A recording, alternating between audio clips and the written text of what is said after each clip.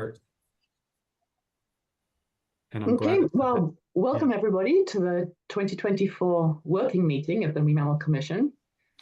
And obviously, we'd have loved to have held an in-person annual meeting this year, but for logistical reasons, and as we had our 2023 annual meeting in the late fall, planning for this year's meeting in the fall was a bit of a challenge because I think we're likely to be in budgetary continuing resolution, we'll be facing the election, and then some people from our constituents will be en route to Perth for the SMM biennial.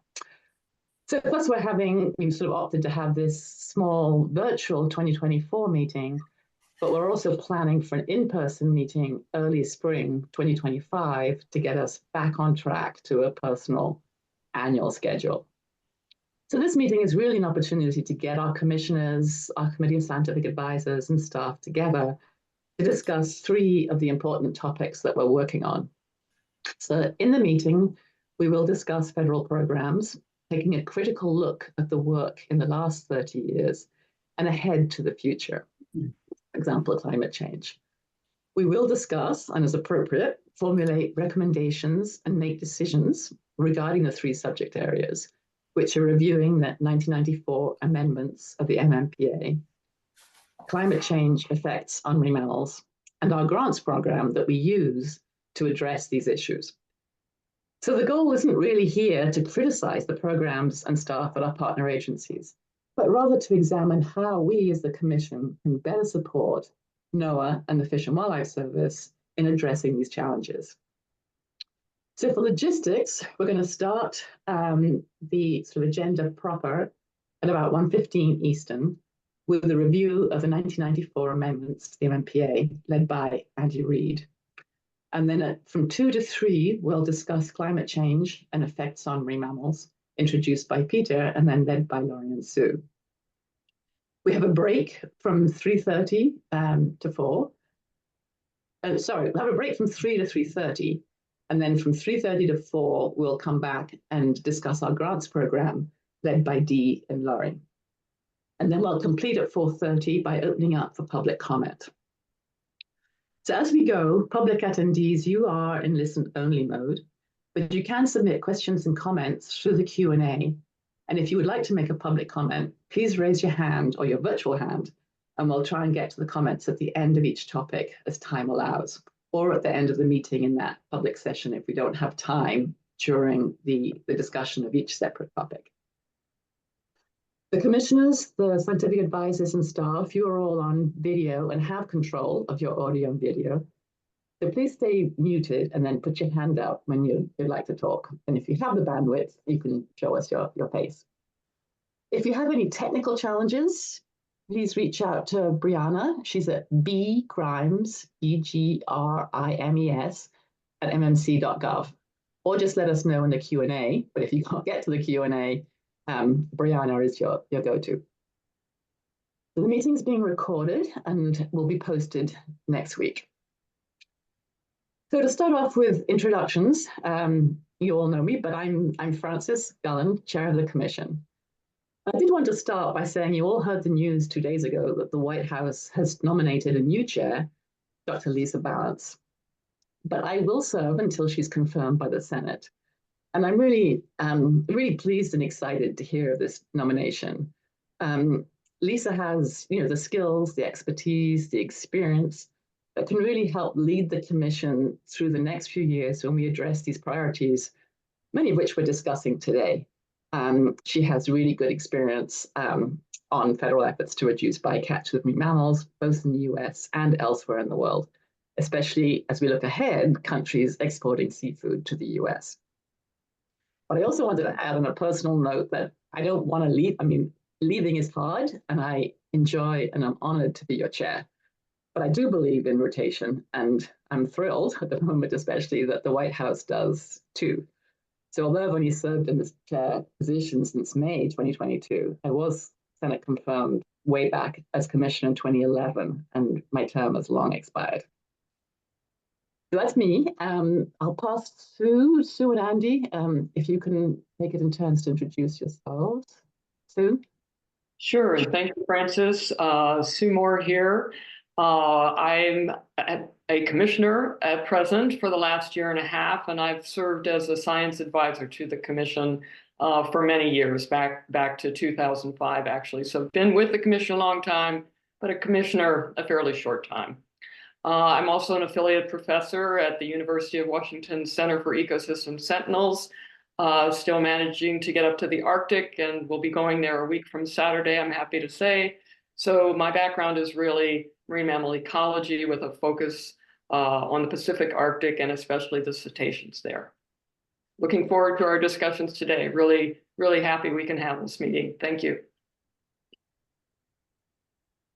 And I'm Andy Reid. I'm the third commissioner. When I'm not acting as a commissioner, I'm a professor of conservation biology and director of the Duke University Marine Lab in Beaufort, North Carolina.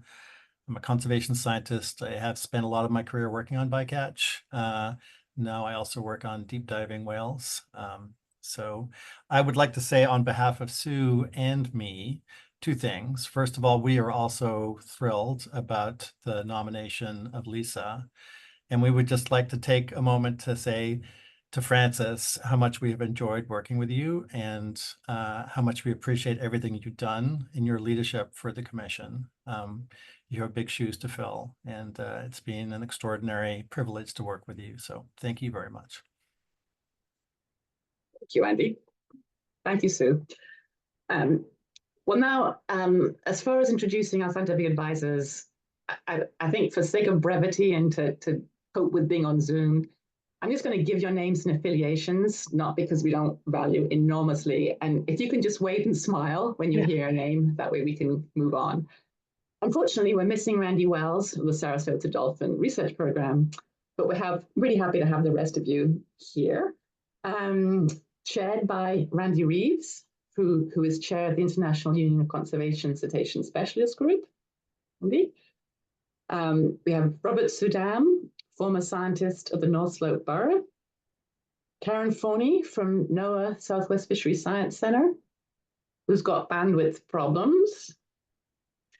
And attending for the first time, Erin Mayer Goodbrod from the University of South Carolina. As you can see the gates behind her.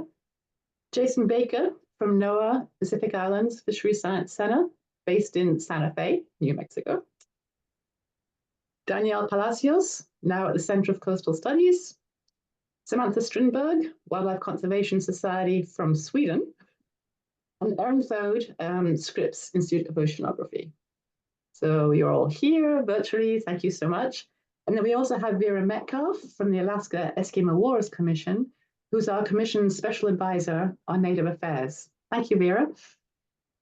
And we also have some new staff since our November meeting that many of you have not met in person.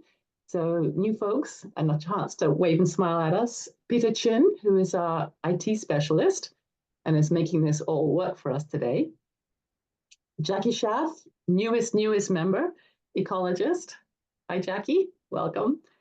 And Brianna Grimes is our 2024 Mouse Fellow, and she's been with us for some time now, and she's also acting as the person to go to if you have IT challenges. So to repeat her email for you in case you get stuck, egrimes@mmc.gov.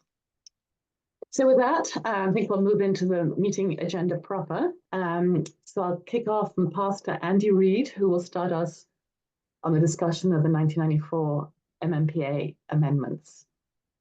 Thanks, Andy. Thank you, Frances.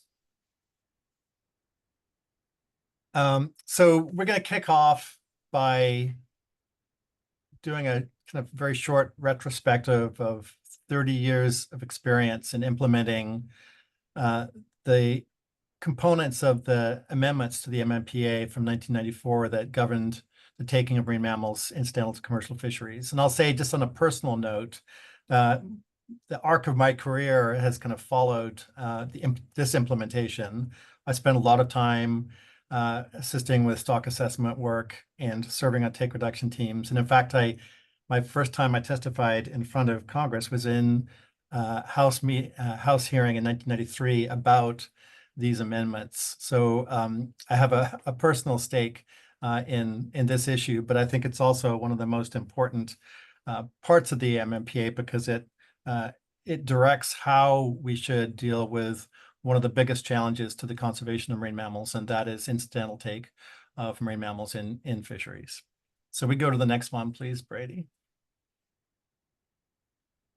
So prior to the authorizations, prior to the amendments, authorizations for take would require that one of the two implementing agencies could find that stocks were within their OSP levels, their optimum sustainable population levels. And the definition of that is on the screen there, the number of animals which will result in the maximum productivity of the population of the species as defined in the statute. And as most or all of you know, that doing OSP determinations is very difficult. It requires a long time series of removals, our current abundance estimate, and some information on population growth rate. And it turned out it was very difficult to make those OSP determinations. They were done for a couple of populations of dolphins taken in the ETP tuna purseine fishery. They were done for Dall's porpoises, but it was a pretty clunky system. And in 1987, a lawsuit brought by the Kokachik Fishermen's Association challenging a permit to the government of Japan to conduct drift net fishery for salmon within the US EEZ kind of made the agencies realize that it was just not possible to make those OSP determinations for many stocks that were being taken as bycatch in commercial fisheries. That brought into place a period in which there was, with the help of the Commission, the development of a new paradigm to address bycatch under the MMPA. And the Act was amended in 1994, and in those amendments, the biological reference point known as the PBR, the potential biological removal level, which the definition is here, was introduced as a simpler way to address this issue. Go to the next one, please, Brady. PBR is the function of a couple of very simple metrics: minimum estimate of abundance, maximum rate of increase, and a recovery factor. And so it was designed to allow agencies to, with a minimum of data required, determine whether stocks were, whether the human removal levels from those stocks were likely to prevent that stock from recovering to or remaining at their OSP levels.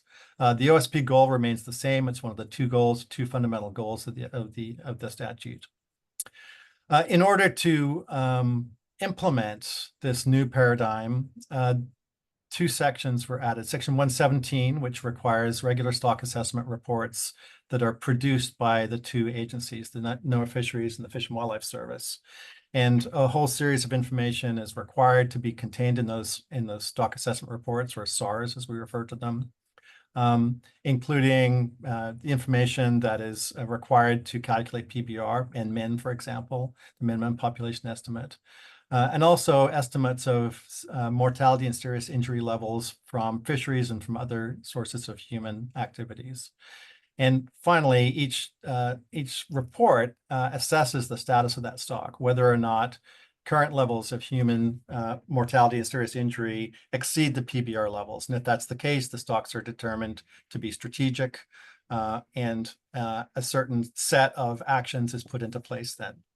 One of the most important of those actions, if the takes are caused by commercial fisheries, is a requirement that the agency implement a take reduction team through Section 118.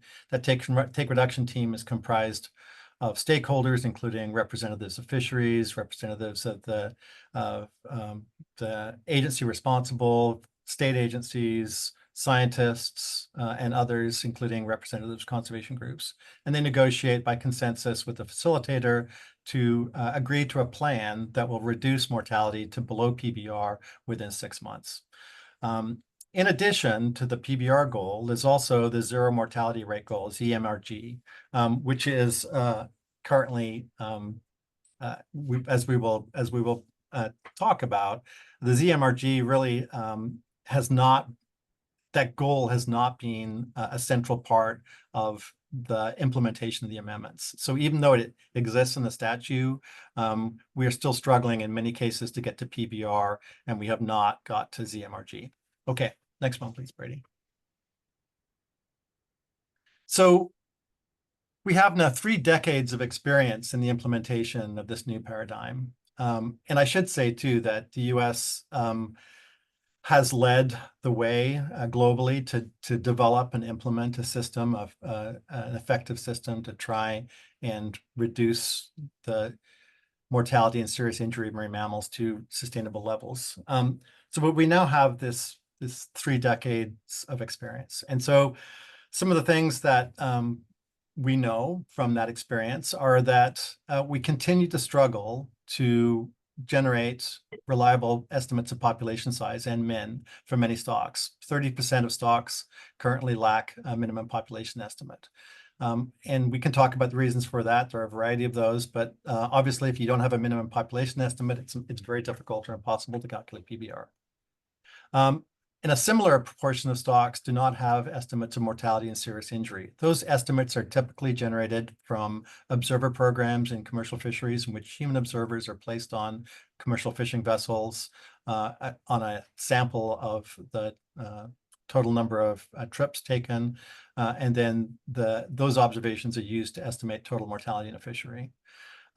Sometimes we have a minimum estimate in which there are a certain number of animals that have been documented, taken, but we don't know the total mortality.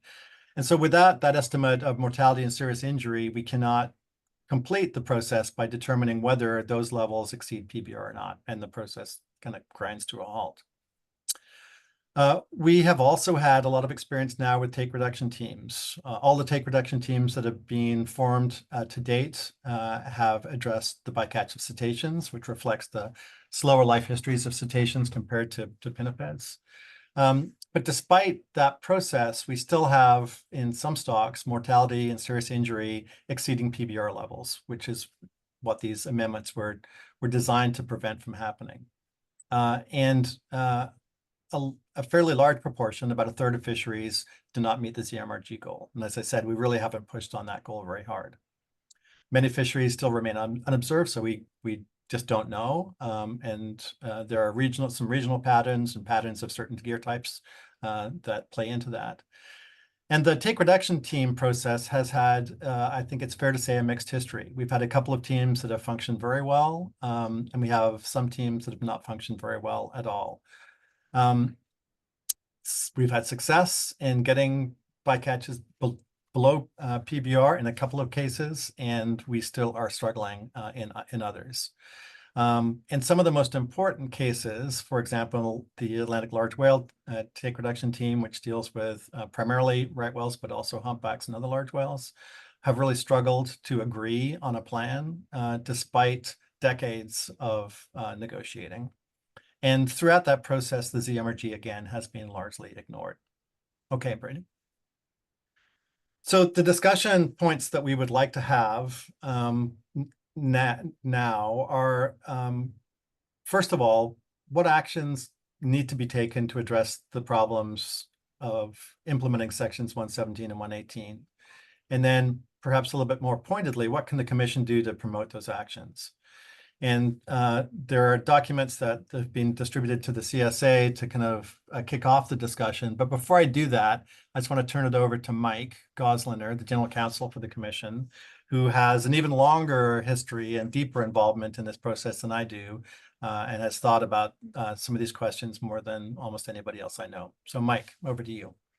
Thank you, Andy. I guess my opening comment is, even though we're focusing on fishery amendments today, there are a lot of other amendments enacted in that package in 1994. And just because we're focusing on this doesn't mean we're ignoring or don't care about some of the other ones, including strengthening habitat protection, the process for entering into cooperative agreements with Alaska Native organizations, and there's several others. So those are also on our list of interests and concerns.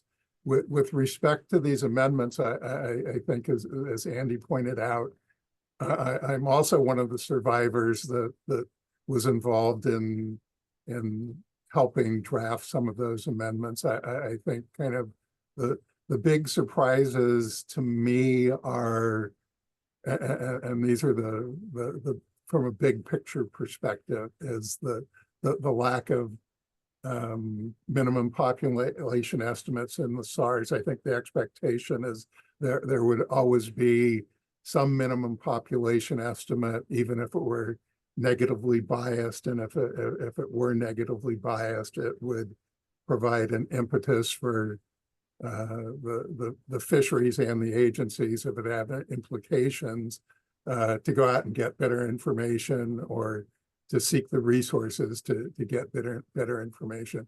I think the other big picture comment is perhaps Congress and all of us were a bit naive that we thought it would be perhaps easier to get to PBR, that there would be more draconian measures to kind of get us to PBR.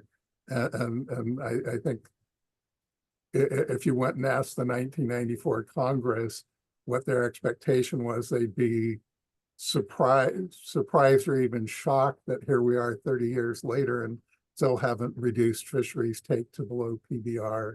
And certainly they had a statutory requirement that the ZMRG be met by April 2001. So again, I think that they figured either more rigorous regulatory requirements would be imposed, or that it would be easier to get there. And with that, I hand it back to you, Andy.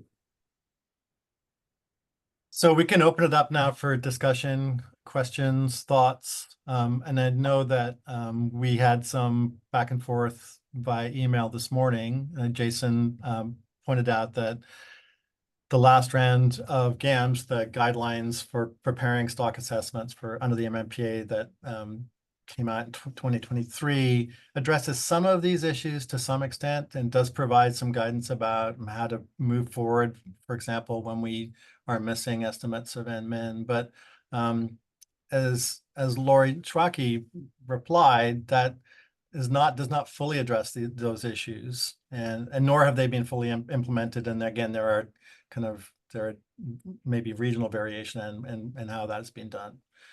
But let's open it up for comments, questions, thoughts now. Start with the CSA and the staff, please.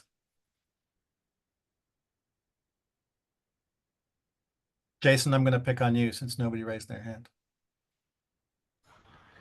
All right, yeah, and sorry for springing that message this morning. It just occurred to me to glance back at the 23 GAMS, and I agree it's far from perfect in fulfilling the gaps, but it provides some opportunities and some guidance on how to go ahead with imperfect information, but it doesn't really resolve the problem of not having that information.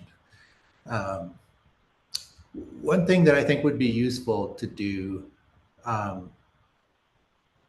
is look a little bit more at those roughly 1/3 of stocks that don't have NMINs or don't have mortality and serious injury estimates, with an eye towards conservation outcomes as opposed to the ideal full implementation of the Act, which, given budgets and limitations, we may never achieve. So one thing I would be interested in is just sort of a more thorough mining of the data to look at what those stocks are that are missing that information, and which ones are priorities because there are known or suspected or even probable fishery interactions. Other stocks, I mean, when I think about the spinner dolphin stocks in the northwestern Hawaiian Islands where there's no fishery operating, I don't think there's as much of an impetus to get a regular NMIN for those stocks, given they're really not going to be impacted by the things regulated by Section 117 and 118. On the other hand, with the mortality and serious injury, the same thing. We all know that there have been shortfalls in the observer programs but some of those stocks may be suffering their highest mortality and serious injury from human-caused sources that are difficult to observe with an observer program. And so there might be simply, providing more funding for federal observer programs may not resolve those issues. So just kind of parsing out those data a little better and looking at where the needs are and which priorities there are that would actually advance conservation benefits for those stocks with limited information. Thank you, Jason. Robert. Yeah, good morning or afternoon, as the case may be, everyone. For the question that you've asked us, Andy, I was thinking along the lines of what Jason just articulated, and that if we're trying to come up with solutions to problems, we really need to know what the problems are. And so, namely, with those 30%, how likely are they to have interactions with fisheries? Are they mostly deep diving cetaceans that we're never going to get a population estimate of, maybe even never get an min population estimate of. And so, as Jason appropriately pointed out, that the restrictions related to funding to try to get estimates are difficult at best. And so just really understanding what the problems are there other ways to kind of qualitatively come up with assessments of whether there some of these 30% of the stocks are ones that we really need to be concerned about because they have interactions with fisheries or interactions with other human caused mortality. So anyway, I think that's kind of the first step for really trying to come up with solutions, is to understand what the problems are. Thank you. Yeah, I like that. Both of those thoughts. Thank you. I think that's a fairly straightforward thing to do. I've got Aaron and Karen and then Lori Schwacky. I'm going to pick on you after that. So. Thank you. Just as a background, my background is underwater acoustics, so you can probably guess where I'm headed with this question. In terms of the definition of N-min, is it legislatively required that it be an actual population estimate, or can you use a proxy? So, for example, could you get baseline levels of acoustic activity in a region, then show whether those activities are increasing or decreasing over time, such as what was accomplished for the vaquita in the Gulf of California? I think that, well, I'm going to turn to Mike because of the statutory definition. It is a minimum population estimate. It's a number, I think, that the statute requires. But Counselor, is that correct? I will read the definition, which is, it's a two-part definition, and it says that the estimate is based on the best available scientific information on abundance, incorporating the precision and variability associated with such information. And the second part is, and to me, this is the more important operative part, that it provides reasonable assurance that the stock size is equal to or greater than the estimate. And that kind of goes back to the comment I initially made, which is, and nobody is kind of, well, GAMS to some extent has headed down this path of providing further guidance on this, but nobody has really made a policy call in regulations or anything saying this is what reasonable assurance is. And that to me, that reasonable assurance, it has to be a number, but I think if you have, like you said, it at 90% is your reasonable assurance standard, then you have to say, we think there's a 90% that there are at least X number of animals in that population. That doesn't necessarily mean that you have a statistically significant one, although the first prong of the definition, I think, suggests that you provide that if you have it. But I think kind of the way this has evolved is in implementing this, NIMP says, if we don't have that precision, then we're not going to provide one at all. So I think there are two ways to look at which prong takes priority when you can't meet both of them. Aaron, did that satisfy your question? I'm still parsing what he said. But my interpretation is that I was triggering on the best available science for establishing the population. And I guess I'd say that in a lot of cases, passive acoustics is probably going to be our best science available for estimating at least baseline levels, if you can correlate or make a crude estimate of the Q rates of various animals. And that's where the high variance comes from. Yeah. What I don't understand is if your best available science has high variances, then what do you do? So. Yeah, I think that, there's no reason not to use an acoustically based estimate of abundance. And you just have to, there is guidance about how you deal with the variance around that point estimate. So I don't think there's anything that precludes you from doing that. I do think you need an estimate, a numerical estimate. And I wanted to say something else before I just move on. We're very fortunate that we have so many people who have had such deep and prolonged experience in this, in implementing these parts of the statute, both on the CSA and on the staff. So we're lucky today that we have people who can speak from knowledge. So, and one of those people is Karen Forney. So Karen, you're next. Yeah, I'm going to briefly just address Aaron's question as well, because I think in principle, and taking into account what Mike read, that the statutory definition of this NMIN, in principle, acoustic data could be used to come up with NMIN, even if you're not estimating. I'm just going to make up something. I'm not an acoustician, Aaron, so forgive me. But if you know that, males have calls, male Baleen whales call, and you can estimate the number of calling individuals, that could be an NMIN if you made a proper case for it. You especially if you could say something about sex ratios, or if you just said there are this many males out there, therefore that would be an NMIN if you had nothing. I think that then comes down to, does it pass our best available science? If we know we're missing a big chunk, but it does meet the statutory definition that there are at least that many out there, or there's an assurance there are at least that many out there.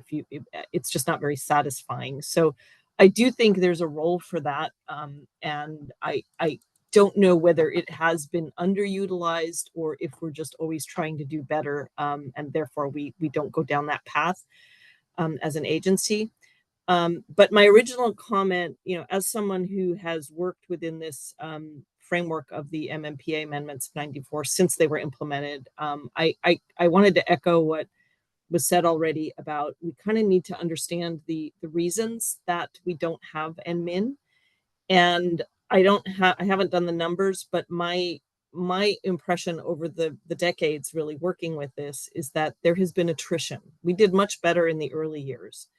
And the GAMs, I think, reflect that when the amendments were passed, we were like, yes, we finally have a framework that we can work with. Even though our data are imperfect, we don't have to do an OSP determination for everyone. We just have to get a reasonable NMIN abundance estimate somehow, using the best we can. And for some species like ice seals, that still was basically very challenging to impossible. But for other species, we got ship time, we did surveys, we augmented those with small boat or aerial survey or ground-based, whatever was necessary for each species. But over time, as resources have become harder to get to do this work, I think, the original GAMS talked about, okay, we're going to try to get an abundance estimate every 3 to 5 years. That was sort of what all the simulations for that showed that this process could work were based on. What if we can't get an estimate for 8 years? That was really considered, that's kind of a, not worst case, but like, what if we fail and we can only do it every 8 years? But what's happened over time as resources have become more and more scarce is that we have even failed to get to that 8-year standard. We're going 10 years or more, or 20 years in some cases between abundance estimates. And I think from working within the agency, and sorry for those who don't know me, I should say I work for NOAA Southwest Fisheries Science Center, and my job for the last 30 years has been to assess abundance of marine mammals on the West Coast. But I feel like we have slowly had the rug pulled out from under us in terms of being able to do the things that we learned to do well after the 94 amendments. And so I do think, considering the nature of the missing abundance estimates and the causes, because there are several, even in areas like the West Coast, the resources I think have largely been to blame for that, the resource limitations. There are other places like the Pacific Islands where, I mean, in fact, that 33% is actually an underestimate because we don't even have stocks defined for some of the Pacific Island territories that technically would be covered under this. And so that isn't even taken into account. And we just haven't been able to expand our research to go there. And then things like ice seals, where it really is just challenging to get an abundance estimate for them. And so I think trying to figure out how to do better will probably have multiple answers and depend on what the reasons are for not having those estimates in the first place. And very quickly, I think, I don't know if it was Aaron who just touched on it, but this issue of trends, that we may not be able to get an absolute abundance estimate, but we may be able to monitor trends if we can get some sort of a stable index, like acoustics or something else. That has been discussed a lot, but Mike, correct me if I'm wrong, I don't think the MMPA is currently written allows for that, but it is an approach that scientifically is something that's been talked about a lot, because we might be able to do better with trends. So I just wanted to add those thoughts. They may not, sorry if they're not organized, but those are some of the things that have run around my head. Just to Go ahead, Mike. respond to the invitation, I'll just say, no, I don't think that NMIN is amenable to just saying here's the trend, although that's important information in making that determination of how certain are we that the population is at least above a certain level. If the trend is positive, you're less worried about that. If the trend is negative, you want to know kind of what the decline rate is and how certain you are it's above at least a certain level. Thank you, Mike. I'm going to ask Laura to go next. She raised her hand, but I was going to ask her anyway, because a fair proportion of the number of stocks for which we are lacking estimates of NMIN and mortality and serious injury are stocks of bottlenose dolphin, common bottlenose dolphins in bay sands and estuaries in the Gulf of Mexico, which are not hard places to get to, for which we have perfectly good methods of estimating abundance, which can be done relatively inexpensively, and are still not getting done. So there, it's hard to say it's a resource issue in terms of what resources are available. Maybe an allocation of resource issue, but if we're not estimating abundance of bottlenose dolphins in those bay sands and estuaries where we know that there are interactions with fisheries, and for some of which there are other significant causes for concern in places like Barataria Bay, then I think we're failing our mission to do what the MMPA requires us to do. Lori, sorry, that was a lot of editorializing before I asked you. No, actually, that was kind of where I was going to go. It goes back to what Jason, brought up at the beginning, is you really need to drill down into that statistic. It's one statistic, and there's a lot that goes into that.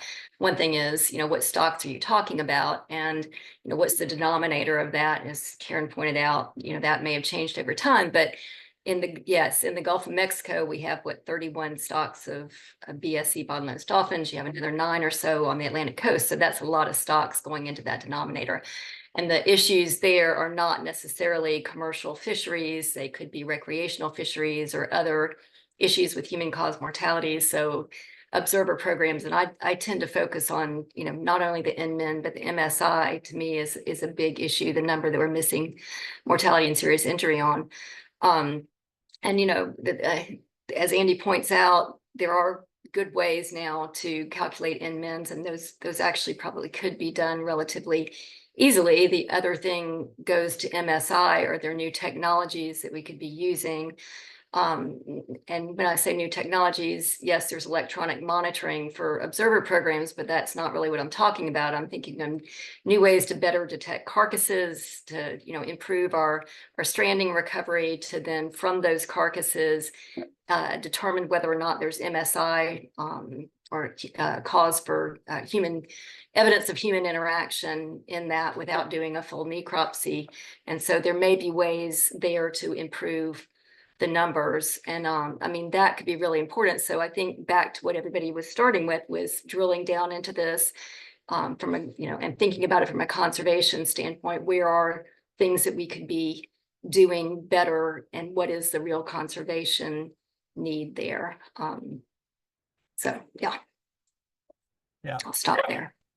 Thanks, Lori. I really do like the idea of trying to prioritize stocks for which we believe there's conservation concern, either directly through commercial fisheries or from other sources in which the additional mortality and serious injury might worsen their status.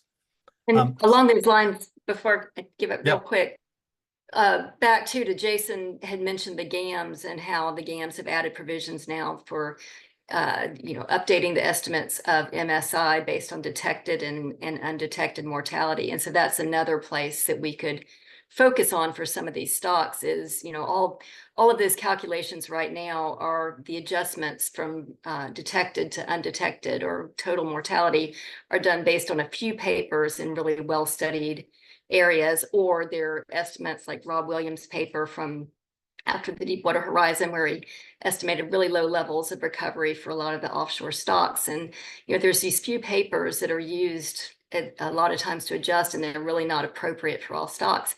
That's somewhere that the best available science could be improved and really help us get better estimates across a broad range of stocks.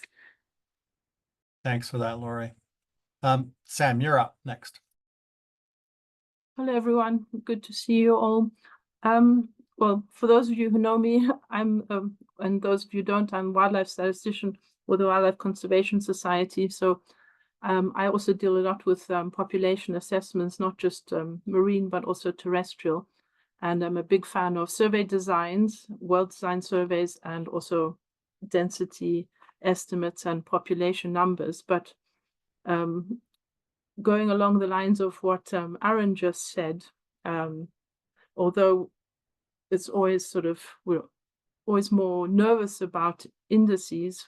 I mean, in the terrestrial realm, we've started to do things like use habitat suitability models, where we not only build in the ecological factors, but also the human impact factors, which could be fisheries or other things.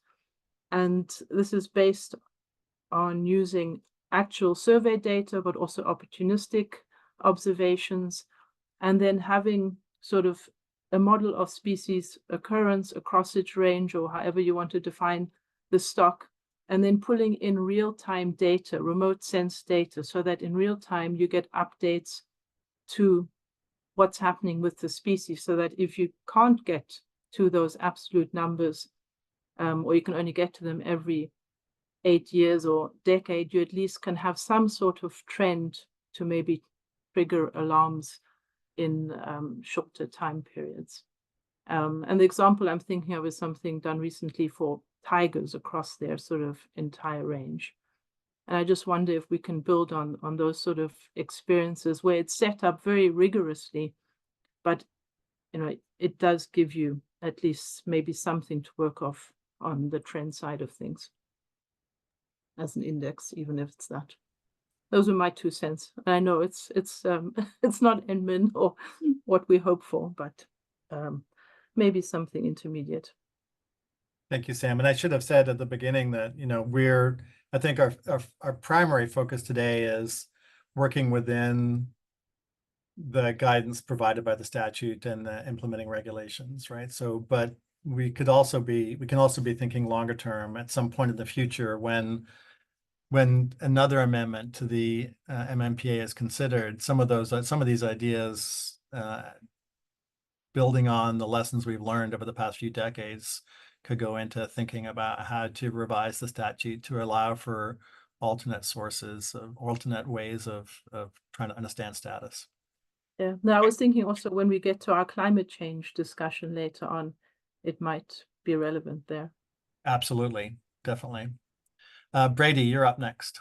Yeah, I was just going to speak to some sort of analyses that the commission might do in partnership with the other agencies about, which stocks are most important to assess and get NMIN, or which stocks need better fishery observer data, I think, and then with the conservation value of those, helping to prioritize, communicate with Congress in our oversight capacity about the need for better stock assessment data or better fishery observer data about these stocks.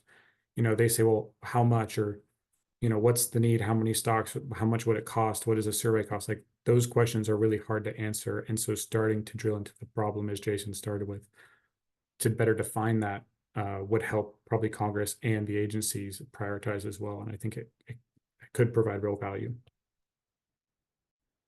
That's really helpful. And I think that would not be necessarily a particularly difficult exercise, right? We just go through those stocks for which we don't have estimates of mortality and serious injury, or we don't have current estimates of NMIN. Which of those stocks, going back to Jason's point, are of conservation concern, and for which of those could we, in a not horribly expensive way, generate those sources of information? That would be a very straightforward thing, and then that would kind of ballpark what would be needed in terms of additional resources to get that job done. Karen, I can see your hand, but not your face. Now I can see both. Sorry, yeah. I'm sorry, I have to manage the video here a little bit.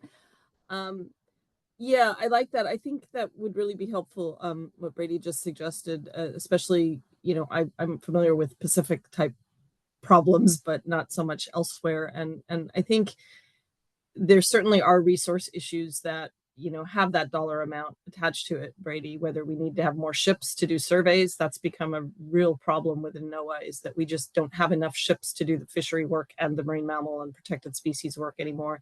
In addition to staffing, I'm thinking, Lori, that the bottlenose dolphin, if there were a dedicated bottlenose dolphin assessment person who would just make the rounds through all the BSE stocks and get those estimates, wouldn't take that much, but getting those positions approved is difficult. And so really defining it, I think, as Brady said, is important. But Andy, you had mentioned one thing that kind of triggered, like, in the talking about the mortality and serious injury, one thing that, since you mentioned if we ever reauthorize the Marine Mammal Protection Act and have room to make amendments and things that will give us more flexibility to do things in a way that works better. One important thing that I just want to put out there, which will probably come up in the climate change discussion as well, is that really this whole section 117 and 118 was really designed only for commercial fisheries. And the longer we have assessed species and addressed problems and resolved some of the bycatch issues, the more it has become apparent that there are other anthropogenic impacts that are not fisheries, that we don't have any framework to help us address those. And whether that's, prey competition, I saw there was in the Q&A, someone talking about, the salmon not being available for southern resident killer whales, whether it's climate change impacts on species, Arctic species, especially, and others, whether it's anthropogenic sound that is affecting some populations of sensitive animals.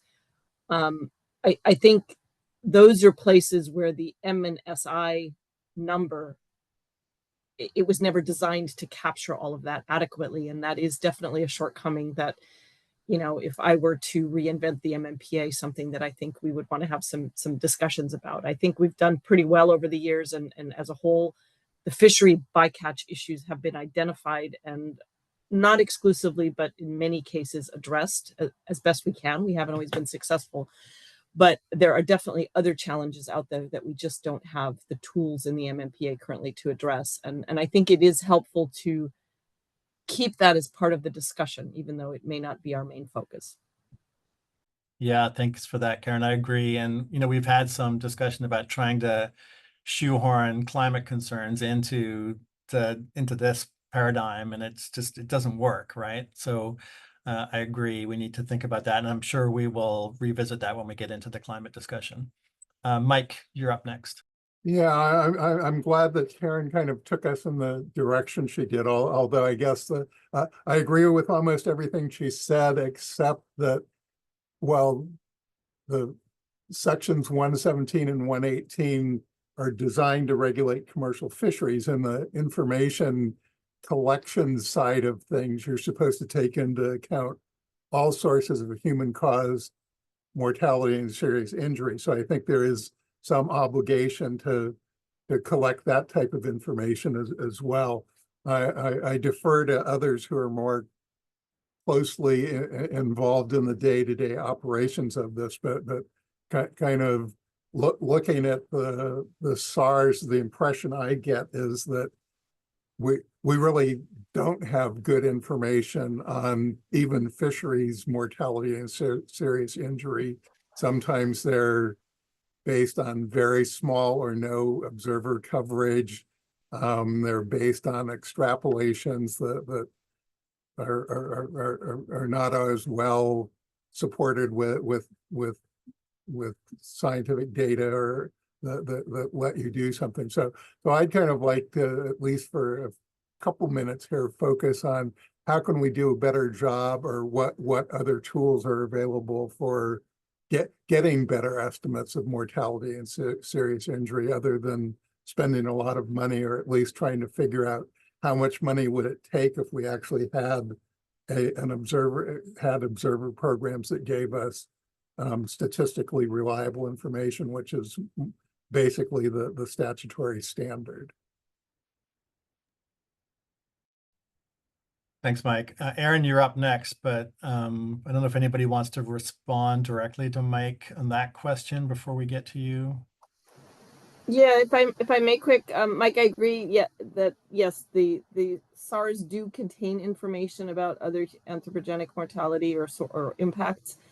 I was kind of more referring to that the only framework we have for doing anything about it is the TRT process, which is strictly commercial fisheries, and so we can have species that have zero commercial fishery takes that are still having anthropogenic impacts from ship strikes or other things, and the MMPA does not have a framework for doing anything about that, or even I guess they would be strategic, but still there's a mismatch there in terms of assessing the information and then having tools to do something about it. That was sort of more where I was going, but yeah, I agree with you, and I think the shortcomings where we don't have bycatch information and anthropogenic impact information in some areas, those are definitely very critical to our assessment.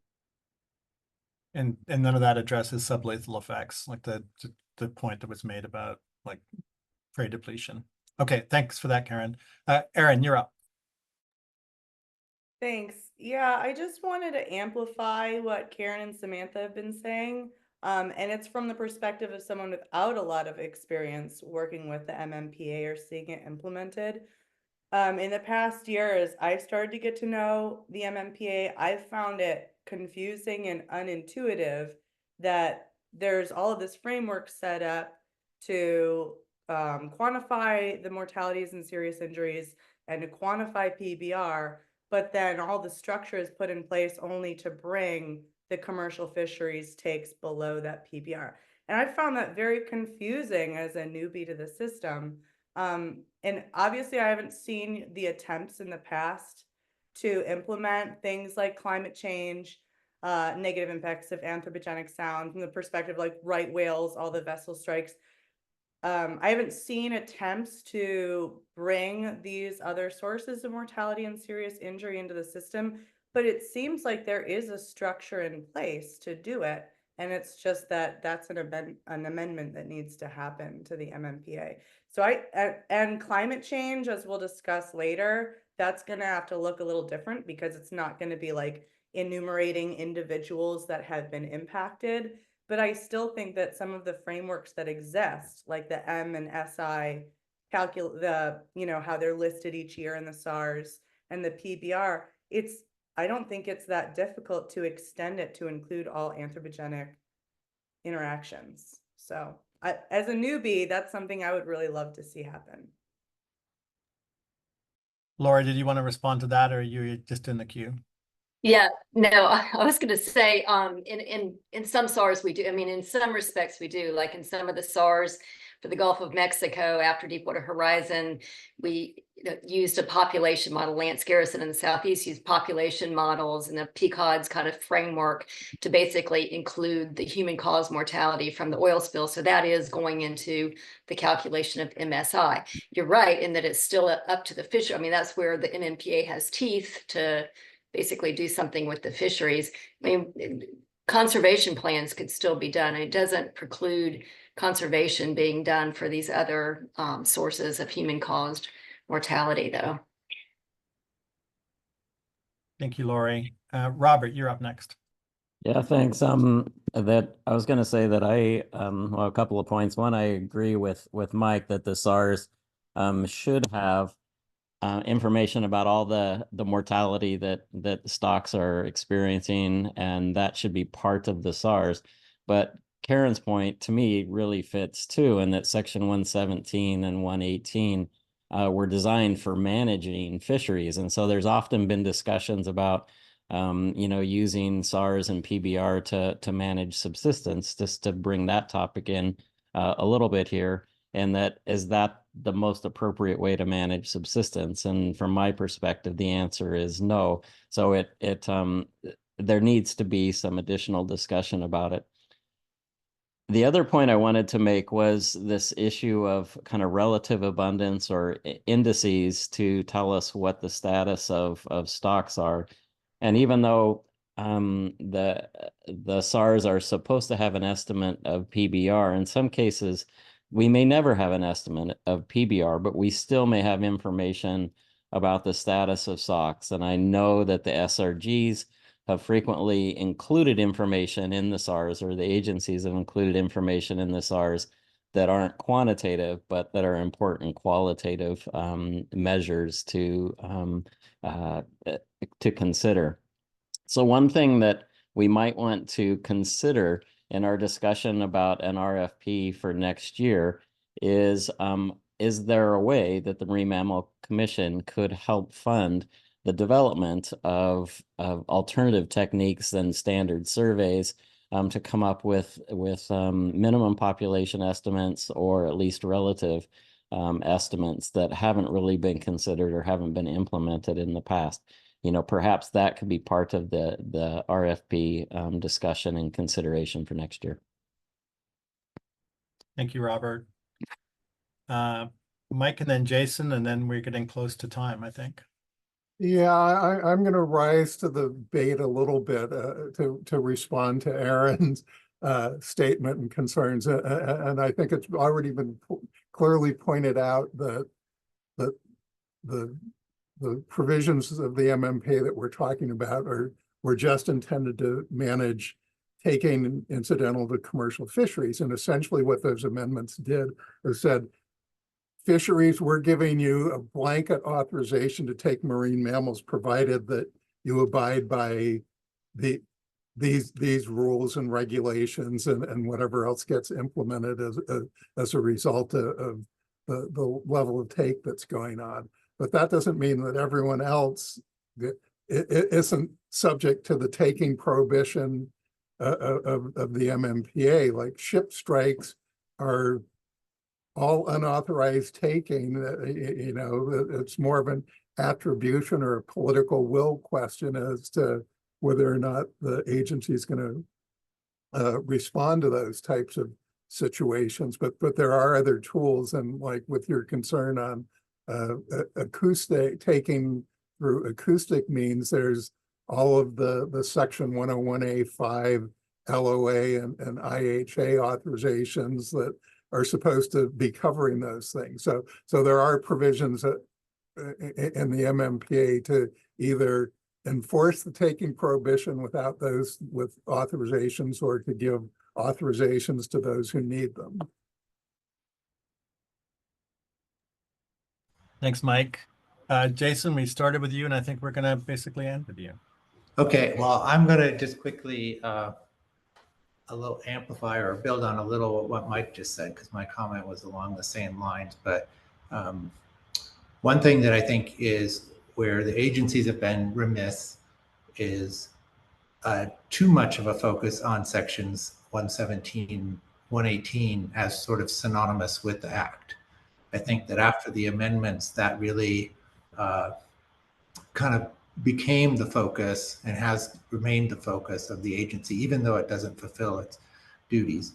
I'll just give one example, though, as if a stock the takes exceed PBR, it's a strategic stock, and under Section 112, there's authorization for the agencies to take measures to protect habitats and reduce other impacts on those strategic stocks. So you're not only limited to regulating commercial fisheries to reduce PBR or to improve the status of the stock. The act is actually quite remarkably broad and sweeping. It's just that some of these elements are a little less vague than the PBR equation, and I don't think that they've been used to their fullest potential. That's a really good reminder. And I do. I mean, I think those of us who have been on this journey for the last 30 years tend to see the MMPA through that lens, which you're absolutely correct is probably not the appropriate lens.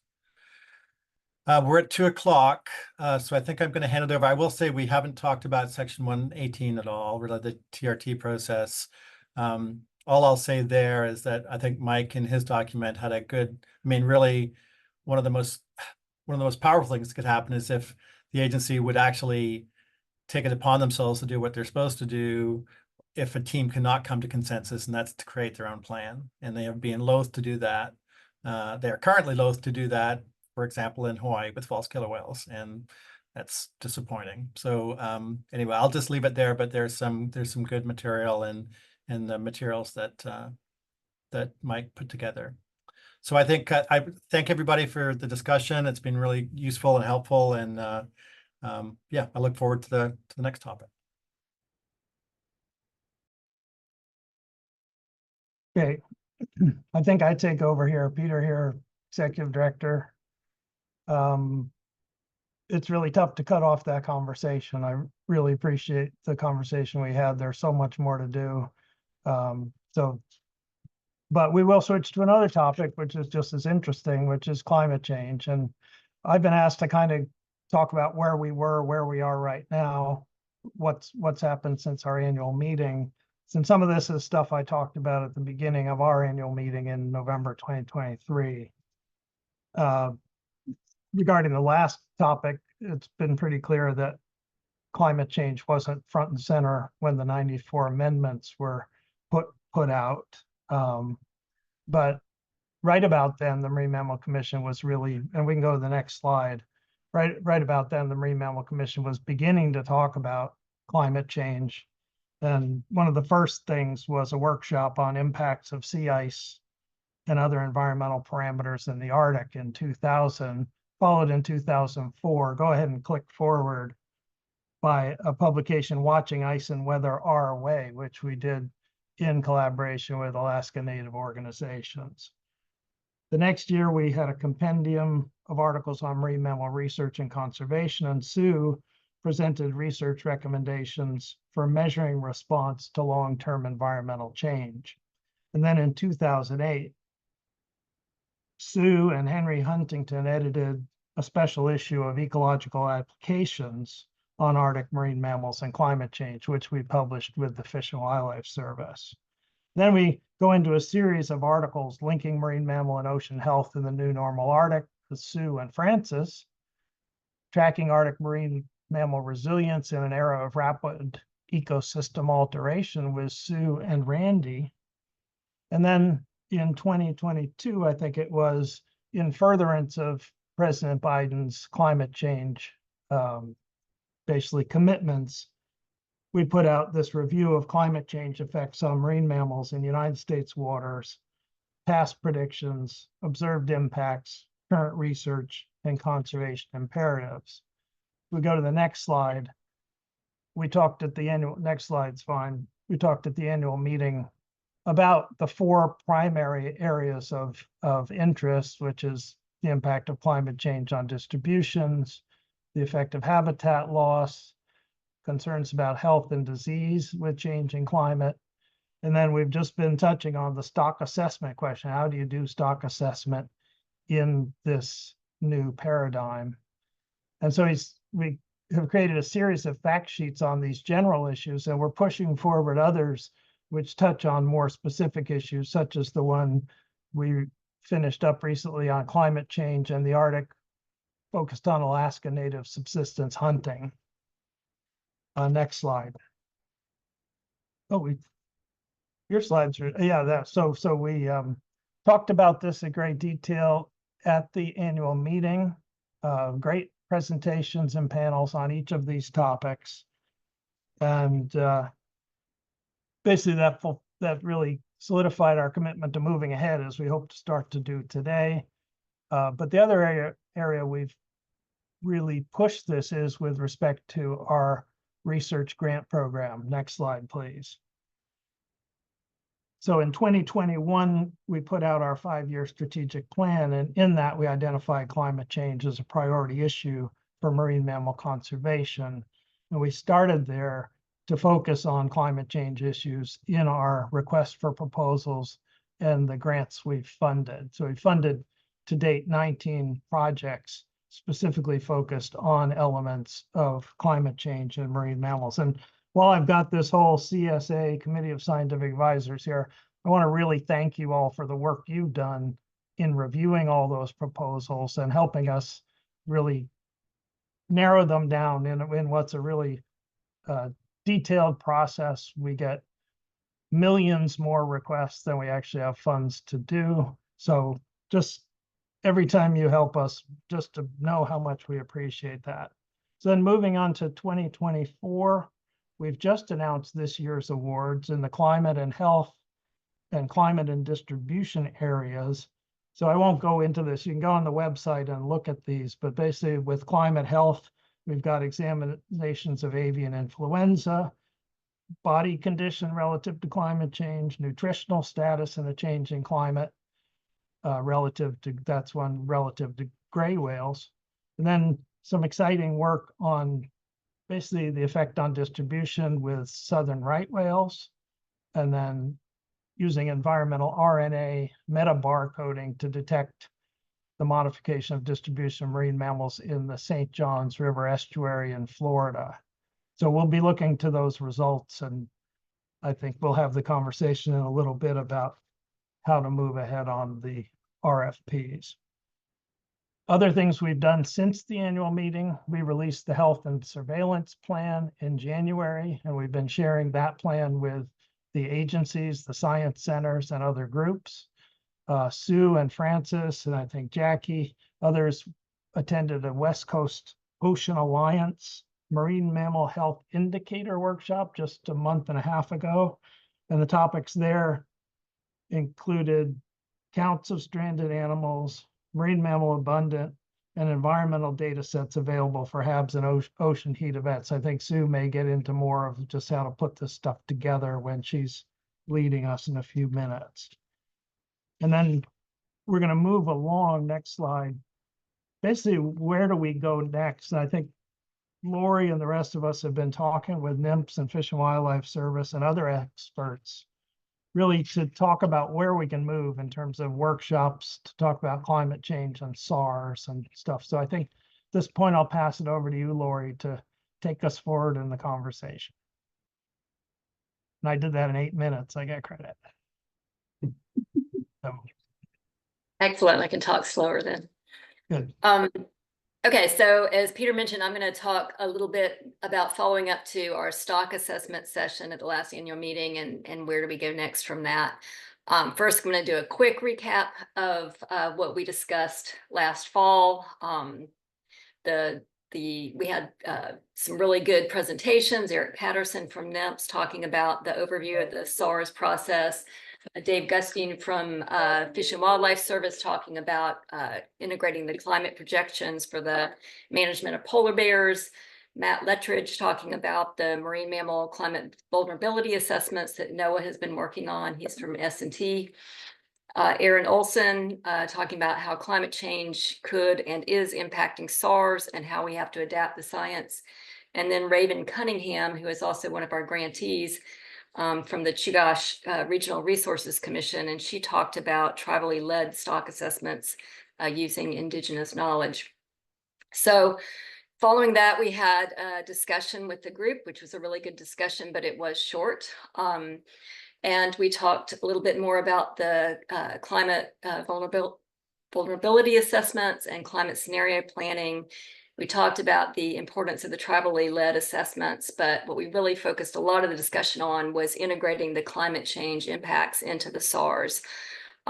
Questions that came up and discussion points were what's possible under the MMPA, how do we, can we adjust parameters that go into the calculation of PBR under Section 117 of the MMPA, specifically RMAX? Can we use a more quantitative approach for the other factors that may be causing a decline or impeding recovery of the stock, including effects on marine mammal habitat and price? So that's an element right now within the SARS, but it's generally a descriptive. So should that be, or can that be, a more quantitative approach?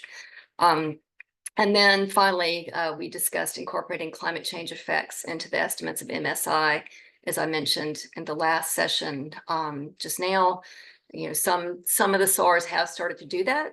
They've actually incorporated health information, which I really like, and a population modeling framework. As I mentioned, the Gulf of Mexico, the North Atlantic right whale has done a similar kind of thing to estimate all human-caused mortality as part of MSI. So the question was discussed of whether these kind of frameworks could be used for integrating climate change. The difference is that, you know, with DWH, that was an obvious and direct human-caused mortality. Climate change is a little bit more ambiguous at times. But this was the short discussion. Next slide, Brady. At the meeting, and you know, since then, at the end of the meeting, and since then, we've talked about next steps. And one of the things we've identified is, you know, just stay informed on the climate, the CBAs and the applications there. We had Sean Hayes actually gave a seminar first for NOAA, and then he actually did an encore presentation for the commission, where he talked a little bit about the CBAs and identifying the species that are most vulnerable to climate change, and then feeding that into scenario planning and how that's being done with some other protected species such as salmon. So that's something that we're going to follow.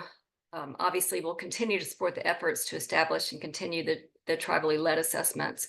But one of the other things that we've talked about is, you know, basically moving forward on the how do we integrate climate change into SARS? How can that be done under the current MMPA, or, you know, what is needed to change?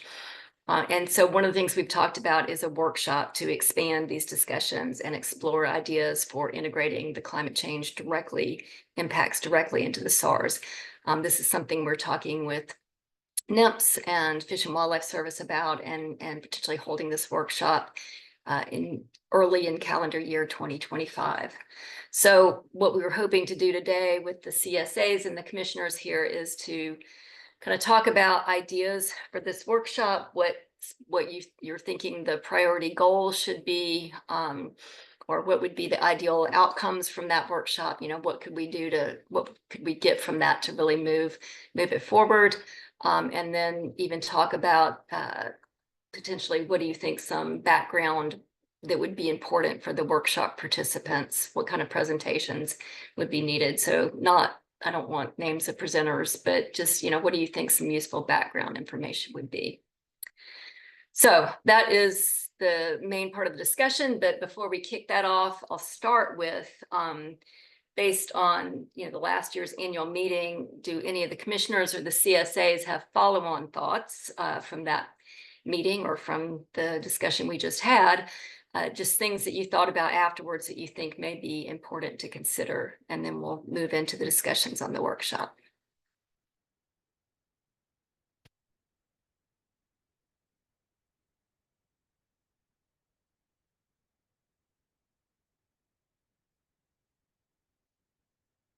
Okay, Jason, and then Vera. I'm going to be first again. Oh, Vera, I should have let you go. Maybe it would be a good idea to consider broadening the topic to beyond addressing climate change through SARS to all of the facility available through the MMPA. What other avenues, what other parts of the MMPA would allow us to document and potentially address climate change impacts?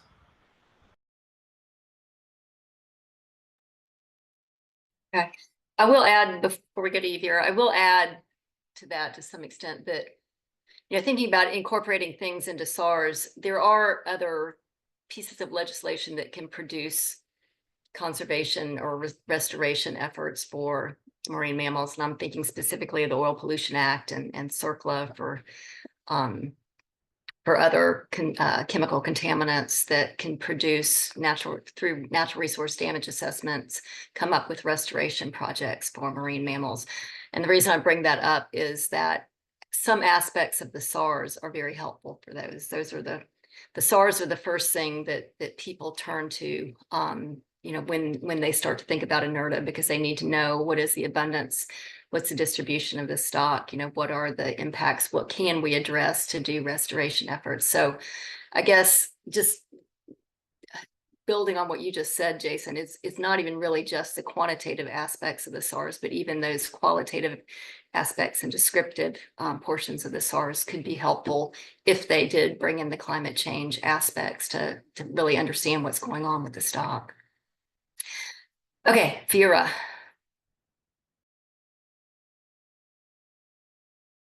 You're muted, Vera. We're not hearing you. Sorry.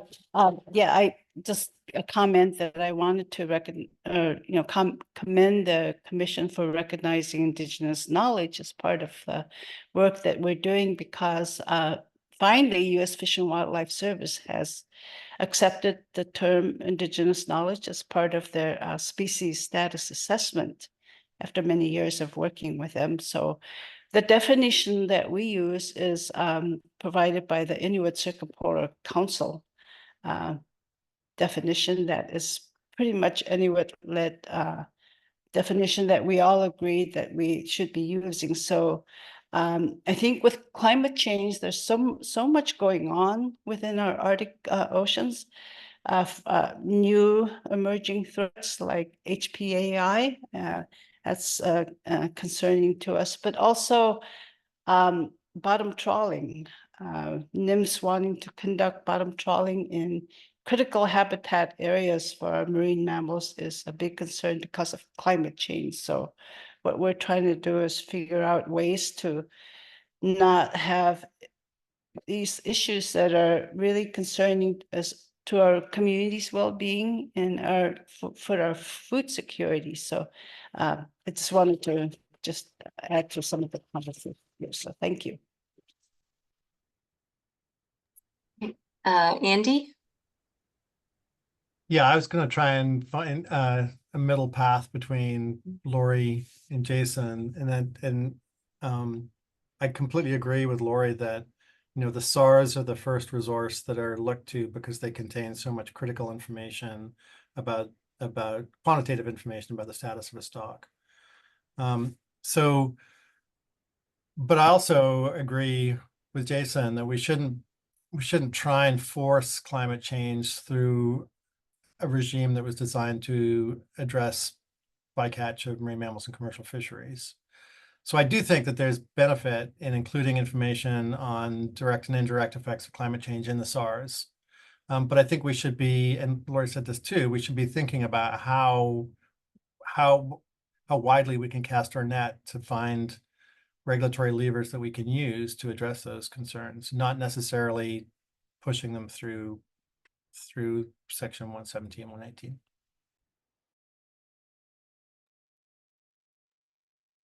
Okay, I think Robert was next.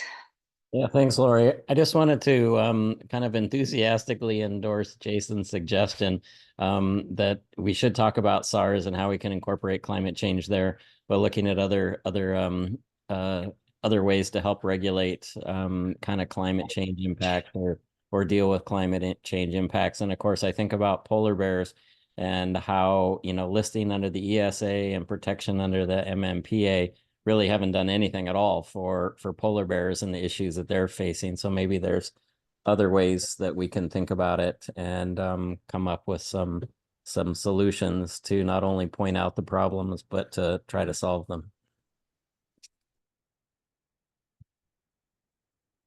Okay, I'm losing track of who came first, but Mike? I just want to provide a little context here that I think the possibilities that under the MMPA are probably fairly broad depending upon how the implementing agencies want to view their authorities. But here I'm looking, and sorry, I'm not looking at the audience, but I'm going to read from the MMPA. And section 112A, which talks about the regulatory authority, says that the secretary, meaning the head of Fish and Wildlife Service and head of NIMS, shall prescribe such regulations as are necessary and appropriate to carry out the purposes of this act. And if you go back to kind of the findings and declaration of policies in section 2, there's maintaining marine mammals at OSP, all the protecting habitat, but then kind of this is down in section 2.6 says that the primary objective of their management should be to maintain the health and stability of the marine ecosystem. So I'm not suggesting that NIMS or Fish and Wildlife could step in and all of a sudden start regulating greenhouse gases, although I think an academic argument could be made that they have authority to do that, that's what's required to maintain the health and stability of the marine ecosystem. But I'm just saying that we're not constrained by what's in the SARS or what's in section 117 or 18. There's kind of a broader palette to draw from on what regulations could they be implementing or proposing to protect polar bears and their habitat. Right, Sue? Yeah, and thanks, Mike, for that, for your comments, because basically what I was thinking was very much along the same lines, which is really quite extraordinary in some ways, in that listening to Vera and Mike's earlier comments in our first session, I was thinking, is there some way to bring in aspects of the 112A into SARS? Because your comment, Lori, SARS, they are the go-to document, whether you're doing environmental assessment for DOD purposes or whatever, that's where people go for information. How many, are there in the species? What's their distribution? That sort of thing. And if we could integrate the information, to use the Arctic example that Vera talked about, I mean, there's long experience now in the Arctic of indigenous knowledge, and it has been incorporated successfully many times in science that is published in peer review, that sort of thing. But the difference in terms of where that comes from is the core is the ANO organization's core is about the health of the marine ecosystem as a whole. How does the marine mammal health reflect the changes in the ocean? So if we could bring that in by somehow bringing in aspects of the 112 amendment with 117. I know 117 is what gets you need to have SARS, you need to have NMIN. Well, some blending of 112, could you also need to have some sort of reporting out on the health of the ecosystem as reflected by marine mammals? Great, thank you, Sue. Erin. Thanks. Yeah, 2 comments. First, I wanted to mention that the Atlantic Scientific Review Group, in their letter to Janet Coit, like last month or 2 months ago, recommended that all SARs include a climate change subheading on them. So I just wanted to bring that to the Marine Mammal Commission's attention. And then my bigger point, like a drum I like to beat whenever I have the opportunity, when we think about climate change impacts on marine mammals, we often talk about them as like direct and indirect effects. Like a direct effect is loss of sea ice for polar bears.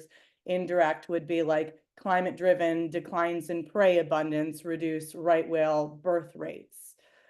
But recently these indirect and interactive effects are really coming to light with climate change. And the example I have is prey shifts for right whales. Right whales redistribute extremely rapidly. And then when they show up in a new place, there aren't policies to protect them from, getting caught in fishing gear and vessel strikes.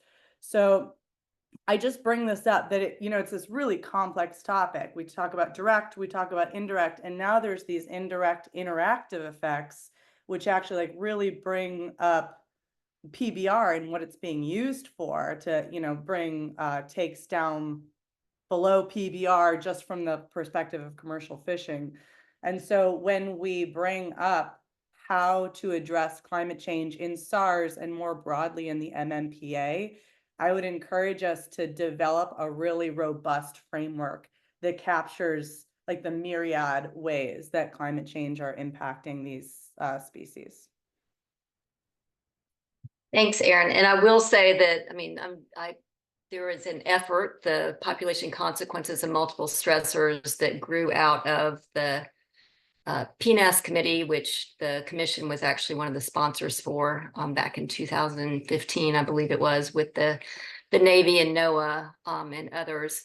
And that has been an ongoing effort to develop these, a framework for these models that do integrate the multiple stressors and think about interactive effects and that sort of thing. So it's kind of in line with what you're talking about.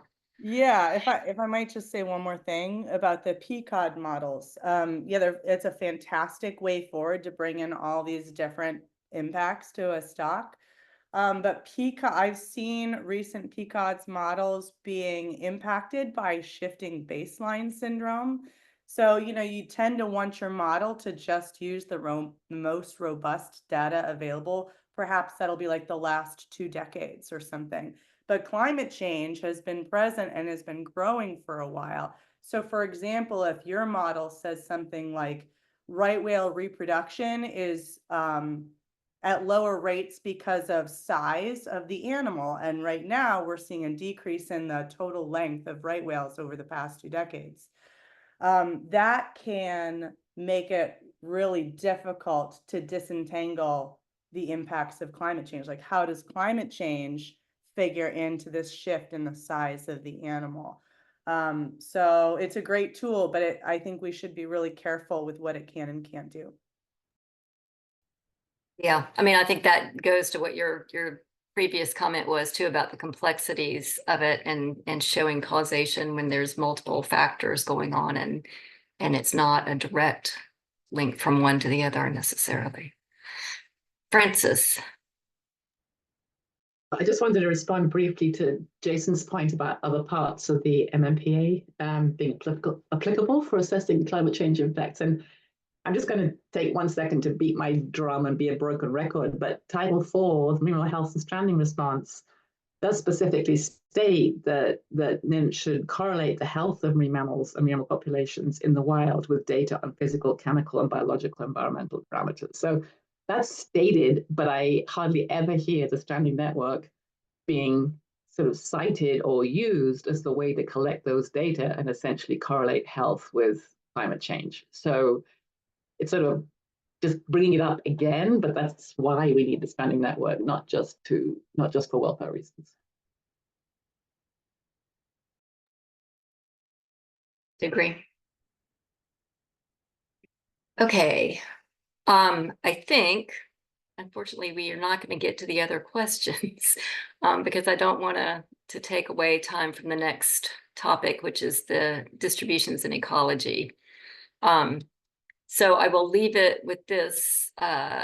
If people have ideas on specific background presentations that you think would be good for this workshop, please email me and let me know about those. Would be very helpful. And then I will turn it over to Sue. Thank you, Lori. And we can just go ahead to the next slide. Thank you. So I'm hoping that the folks that are listening have at least had a look at the Gulland paper, and perhaps many of you, or some of you anyway, were at the annual meeting in November, because really, I think those 2 sources of information sort of sum up where we've come in terms of the Commission's very, I think, important contributions to the topic of climate change, how it's impacting marine mammals, and how do we wrestle with the very difficult task of trying to make what we think we know about what's going on relevant to management and at what scale.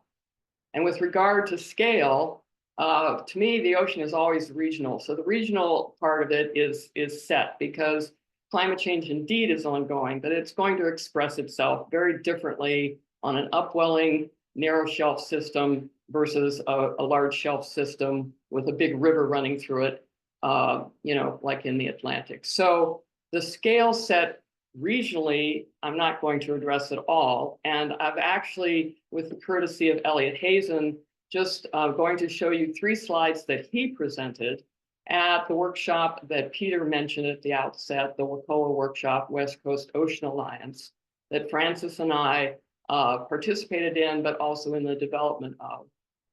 Most of that workshop was focused on stranding information available because the goal there is a report card, a very short report out to the legislators on the West Coast, Washington, Oregon, California, of how are marine mammals doing in their ocean as an indicator of ocean health. I, of course, wanted to bring in ecological aspects. So on the second day, Elliot Hazen brought forward the work that's been going on for some years now with a great team on the West Coast, looking at heat events. Clarissa Anderson also spoke on HABs. I'm not going to get into the HABs topic here, but rather just show you 3 slides really from Elliot's presentation. This is the first one. We know indeed that climate is impacting whale distributions across a range really of timescales. No matter your region, the time in which these heat events are happening or these events in the ocean are happening will be something that the animals have to respond to. So you go from ephemeral events, really, things that happen over a period of days, to the marine heat waves that really came into everyone's focus back in 2014 with the blob, which is pictured in the little thumbnail to the top of the weeks and months. So these marine heat waves coming through, we're expecting more of those. Then the ENSO cycles, which we like to pretend we know something about, but they're changing their nature as well. El Nino Southern Oscillation, so that's year to decade cycles. And then into the decades, that's when you finally are getting into what really is climate change, climate trends, that sort of thing. So thinking along these timescales are important. Next slide, please. When you are trying to think about how do we develop whale conservation and management decision-making tools, because they too occur along this range of timescales. So vessel speed reductions in the days category, fishing zone closures, an example over weeks to months. And then you get into the permitting aspects of management with regard to things like seismic surveys, and then MPA and setting aside protected areas for the longer time scale. So these are kind of putting things into perspective, both the climate change and the decision-making support of management. Last slide, please. So to get accurate predictions of whale distributions across these timescales, we need to develop tools to be at some sort of what they call climate-ready decision-making.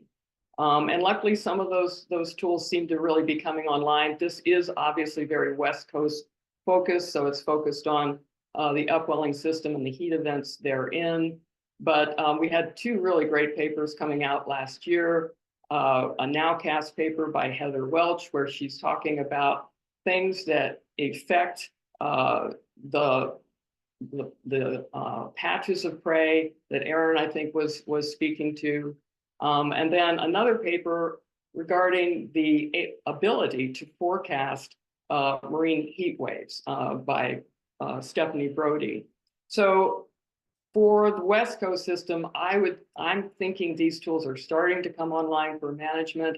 One example of this was the habitat compression events that happened that then resulted in a high entanglement rate for humpback whales back in, I believe it was 2016, paper by Santora, which Karen was on, Karen Forney, really opened my eyes to maybe we are at the place where some of these ocean predictions in a temporal scale and a local to regional way, we can start working into our management decision-making process. We were not able to take any discussion on this at the workshop in May. It was really provided as context, as was the information that Clarissa provided with regard to HABs and the products available on the Southern California, Ocean Observing System site. But this is something I've been trying to promote when I've been on the UME stranding group, that there are possibilities for portraying some of this ocean variability on the regional IOOS sites. And then in talking with Elliot in preparation for the May workshop, I realized that really the integrated ecosystem program that NOAA has, they are really behind the development of some of these tools, particularly this heat tracker tool that these papers are derived from. So this is a juncture where in the climate change discussion, kind of not pulling away from the SAR discussion or anything, but kind of I would like to have some discussion about development of tools and where this group thinks we are in regard to that kind of tool development. How might we, the commission, support that in terms of, through our grants program or whatever? It seems to me that the heat tracker tool is unique to the West Coast, but there are very likely things going on in the Atlantic that I don't know about. We have cold events, of course, affecting manatees, for example. So it's not just heat events. I'm not trying to drive the discussion that way, but really to get a sense of where are we in terms of development of predictive tools that could aid us in reducing mortality and serious injury, because we can keep animals out of harm's way from ships or entanglements, that sort of thing. So that's really all I have for an introduction. I'm hoping we can have a discussion. Karen, I wanted to call on you because you were at the workshop and gave us a great presentation on abundance. And that's where we were trying to bring these various components together. But again, that workshop was very focused on this report card. So we really didn't have a time to discuss this, and that's why I'm bringing it forward today. So Karen, do you have something you want to add? Not specifically. Maybe if we have conversation, I think you covered it really well. I mean, the background and the incentives and the, to me, the workshop really highlighted. It's almost like we know that we need to do better and integrate these different forms of information, and we have some of the tools that are starting to be developed. But figuring out, again, kind of tying into the earlier session today, how do we integrate all of this into getting, the best abundance and understanding what these impacts really are? I think, the workshop really got my mind going, and I have no answers, but I think it was a really good starting point. Yeah. So thank you. Yeah, thanks. Sorry to just call on you out of the blue, but since you were there, I thought you might. Thanks. Yeah, no, all good. Thank you. Good. So open for discussion or questions? Yep, Peter.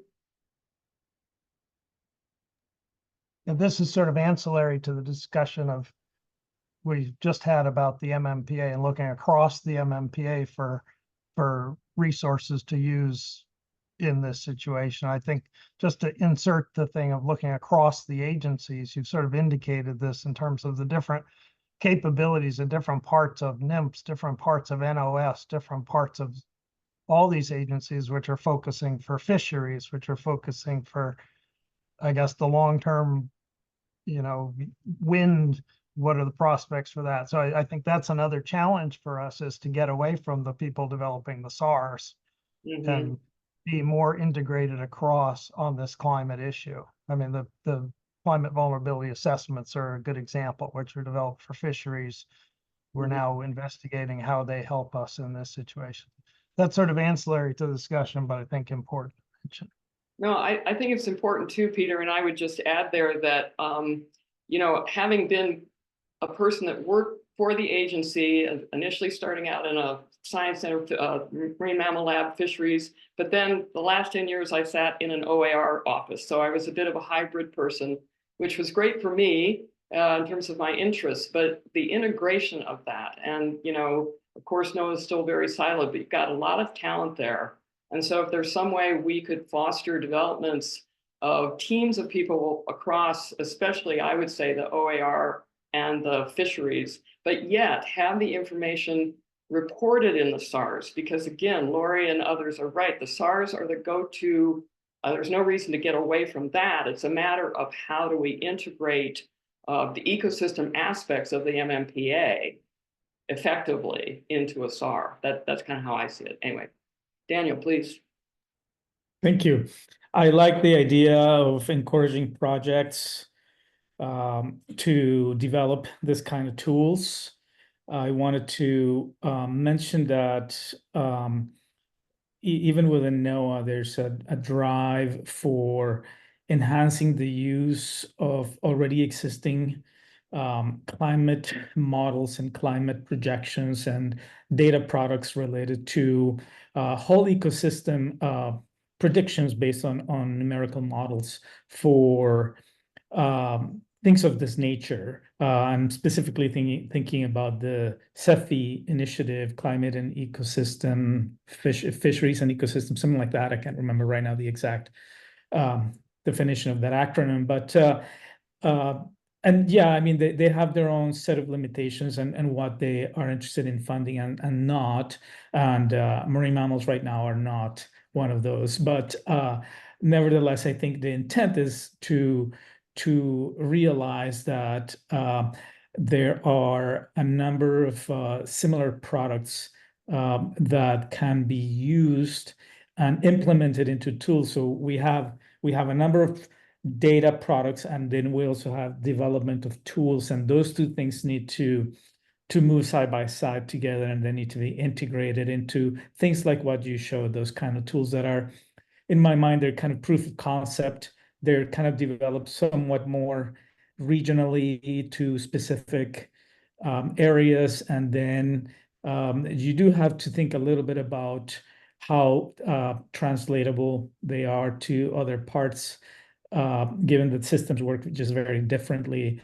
But to the extent that there can be some level of encouraging more talk and more synergies and more ability to develop these tools and make sure they're coordinated. One other thing I was just going to say is that at the same time, there's a number of initiatives, similar initiatives that just crop up, and you kind of wonder to what extent they're somewhat duplicative. They're for different purposes. The notion that say wind energy developments are driving some of the funding and some of the needs for data products like this, how many of those various products are currently being made in response to the management needs, like say wind areas where it's very spatially based products that are needed.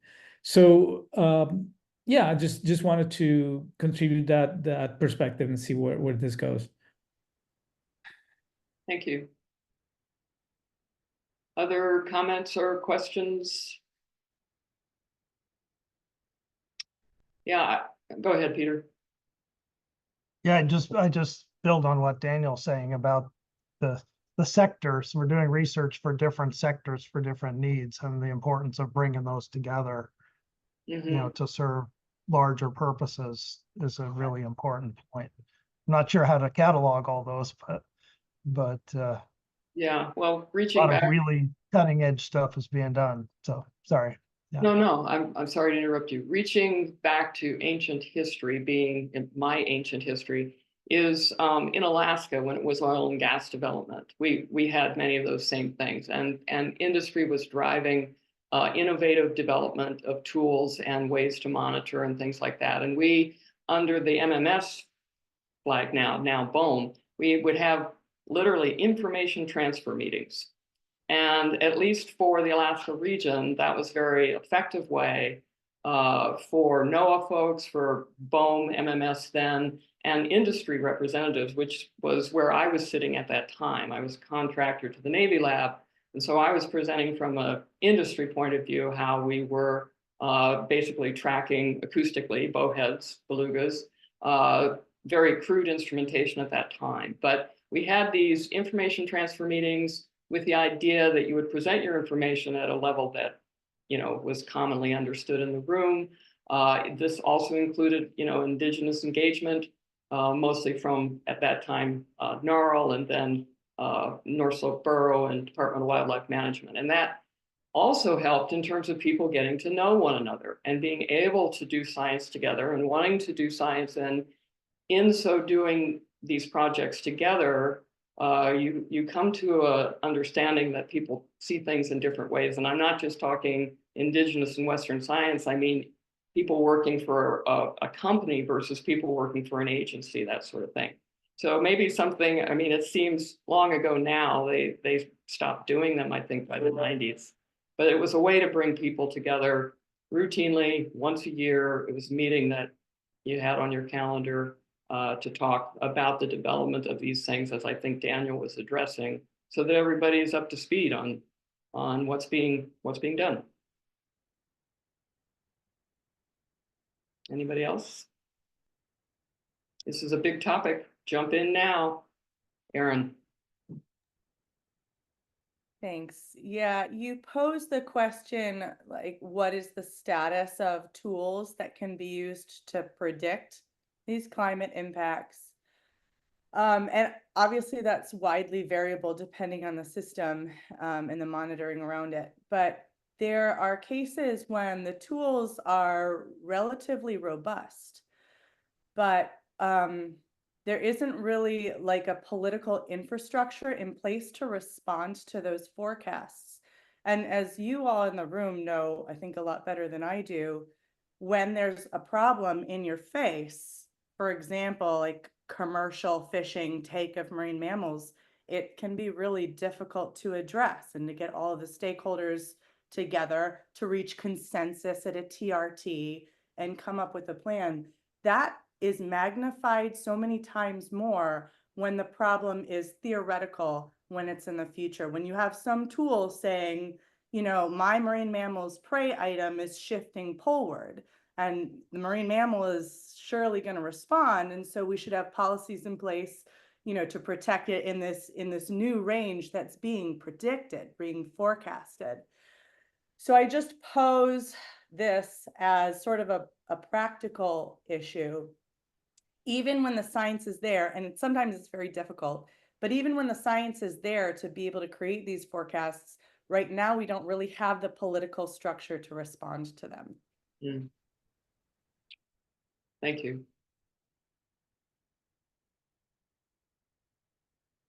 Robert. Yeah, thanks, Sue. We're obviously talking about marine mammal distribution, changes in marine mammal distribution and ecology, and kind of the unstated but important corollary, I guess, is how are fisheries responding to changes as well. And that hasn't explicitly been a part of the discussion, but it needs to be from at least a management perspective. Thanks. Yeah, thank you, Robert. Peter, did you have your hand up? Peter? Yeah, I'll keep talking. I'm not sure why suddenly I'm so talkative, but I think, Robert, that's a good point. We're often following what's being done to assess climate impacts on fisheries. I mean, the climate vulnerability assessment process for marine mammals followed that for fisheries. When I originally raised my hand sort of to respond to Erin's point, which is it feels like the stuff Elliot Hazen has done and the West Coast stuff is in response to some degree to catastrophic events that affected the West Coast. They affected, and I'd even go back to Francis, catastrophic events for sea lions became indicators for human impacts.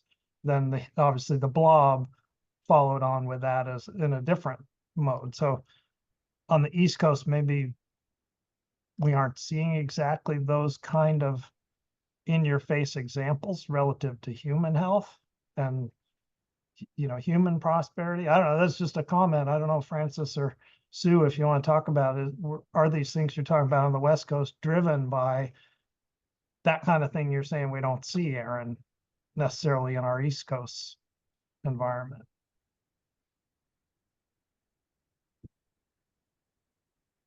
Well, I'm not exactly sure how to respond, Peter, really, because again, I do feel like I know more about what's going on in the North Pacific, Northeast Pacific than I do in the Atlantic. And certainly, the demonstration of the compression of habitat and also the delay of the Dungeness crab fishery that year. So both of those are, affected by this heat event and the way it's expressing itself. But then that caused is the overlap, and that was fairly clearly shown. I don't know if we have examples like that. I mean, Aaron, it's, that the prey's shifting up there. We have a kind of a small example again in Alaska. I go back to where I've been, and that there is a tool really that has been developed over a period of over a decade called the krill trap off of, Point Barrow, just east of Point Barrow, where in the 80s, when I started flying, you didn't see bowheads feeding there very often. But by the mid to 90s to 2000s, well, there they are. Well, things had changed in terms of krill delivery, but also you have a wind situation where you have upwelling winds, and then if something stops, traps the krill there, and now fairly reliably, you've got bowheads feeding there. Well, that's well enough known now that it is just called the krill trap. The hunters up there, they are looking at the winds and talking about the krill trap. So we know these distributions change and people respond, but I don't know how well we have those features, Peter, in other areas. And I'm particularly a little bit in the dark because I don't know the Atlantic that well, basically. Anybody else that does?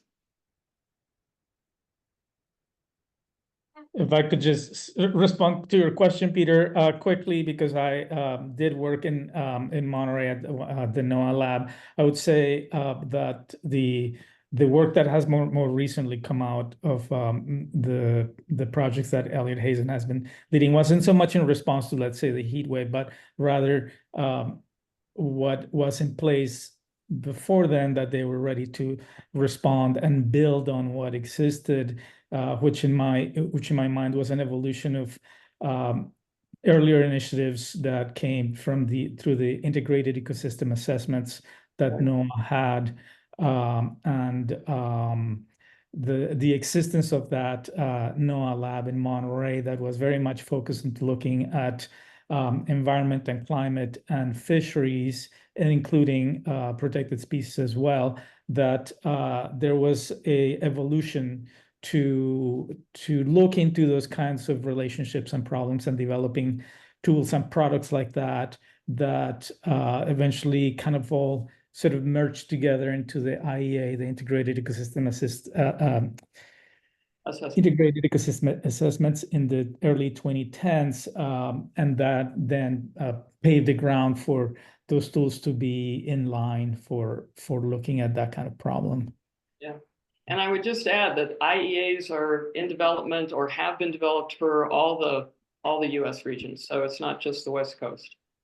And that is exactly where Elliot and that whole team received a lot of their funding through that avenue, integrated ecosystem assessments, like the iOS regional associations. They're that's been done for all the regions. So we could have a look at that as a starting point, if that's a direction people think they would like to go. Yep, Karen. Yeah, great discussion, and I'll just echo, agree with everything that you guys have talked about. I think it's a really important thing. One aspect of these tools and analyses and the ecosystem assessments that I think I want to keep in mind moving forward is that most of our assessments are based on an implicit assumption that the species habitat associations that we observe now will persist and we look at how the habitat changes and therefore how the species distribution might change if their habitat associations stay the same. And one aspect of climate change, and I think the marine heat wave, the Centaur et al. Paper showed this, that really what we haven't captured very well, but we're learning a little bit more every bit at a time, are these kind of state shifts where suddenly that relationship, the nature of the relationship, the intensity of the relationship changes because of environmental cues. And I think that's one thing. It's really been excellent and very insightful to take what we know about species ecology and distribution and habitat associations and project them into a different climate, 100 years from now. And the ecosystem group, Elliot Hazen and Heather Welch and Steph Brody and all of their postdocs have done really great work on that. But I think the Centaur et al. Paper shows that we also need to continue to consider ways in which those relationships break or fundamentally change, and that can really have these dramatic shifts. And as Aaron said, that suddenly you have species in an area where they weren't before. I mean, humpbacks are now in the Salish Sea, which that isn't necessarily causing bycatch issue or entanglement issues like the Dungeness crab habitat compression did, but those are challenges that I think we're gonna have to continue to put the type of really investigative resources like the Centaur et al. Paper. He brought together all the fisheries biologists and oceanographers and marine mammal biologists and everybody, and really put our heads together to say what happened here. And those types of investigations, I think, are going to be critical to help us understand what the future will look like for marine species and at that intersection of marine species and anthropogenic activities. Yeah. Thank you. I agree. That Centaur paper really caught me, so I've been kind of keeping a closer eye on what's going on. Good on you for being part of that group. Francis.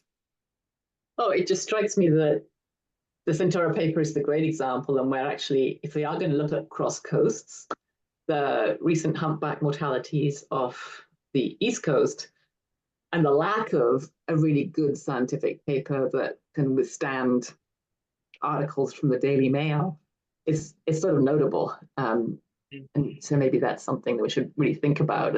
Why has that not happened, and can we help in any way? Mm-hmm. Good point. Yeah. Anything else? We're coming up on time, I think. Any closing words from you on this session, Lori or Peter? Or if anybody has anything else on this portion? Thanks everyone for a great discussion. It's been really helpful. Yeah. Yes. Thank you, everybody.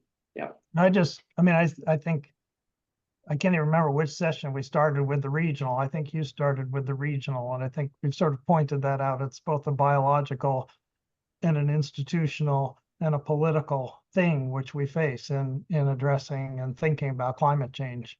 Yeah. And the push in different regions is different. So I think that's really important to get in our minds and how to address that. Yeah. Yeah. I think I'll just say thanks, everybody. Oh, Daniel, you got the last word. Sorry.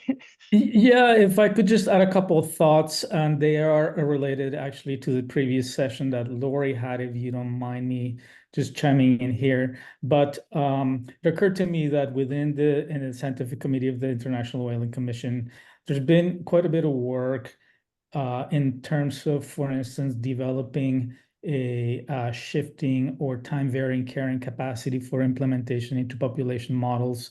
And most recently, the integrated assessment for North Pacific humpback whales that was just completed this year, for example, was a model that successfully was able to capture the population shift of humpbacks in response to the heat wave. So there's already some inroads being made into how to incorporate that aspect of climate variability and change. And likewise, other initiatives within the IWC having to do with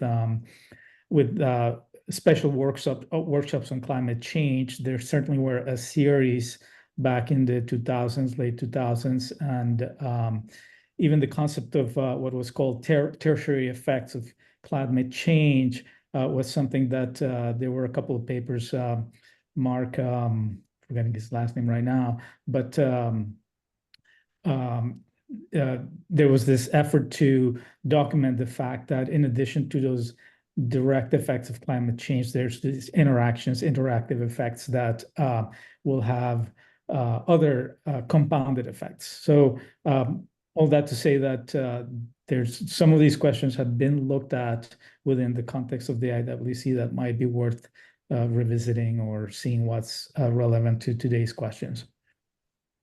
Yeah, that'd be great. And maybe we can touch base either via email or set up a short call later. I'm familiar with some of the things you're talking about, but I'm not sure I'm familiar with all of them. So, and there are other efforts, you know, as well, like within the working group for unusual mortality events that they're looking at right now. How do you, define baselines that are changing over time, particularly with climate change, and know when mortality is actually becoming unusual. So yeah, I'd be interested in talking with you more about it, Daniel.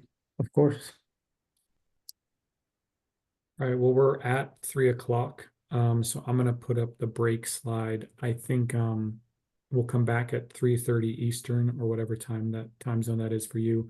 And I think in terms of, Danielle's point about touching on an earlier subject, we can maybe do that in the after the next session as well, between public comment as well. So, if there's still things you wanted to raise about Section 118, as Andy mentioned, we didn't necessarily touch on that sort of stuff. There might be opportunities next topic, but for now we'll break, and I will also pause the webinar. That way the recording, people don't have to sift through 30 minutes. So, and hopefully everybody comes back refreshed.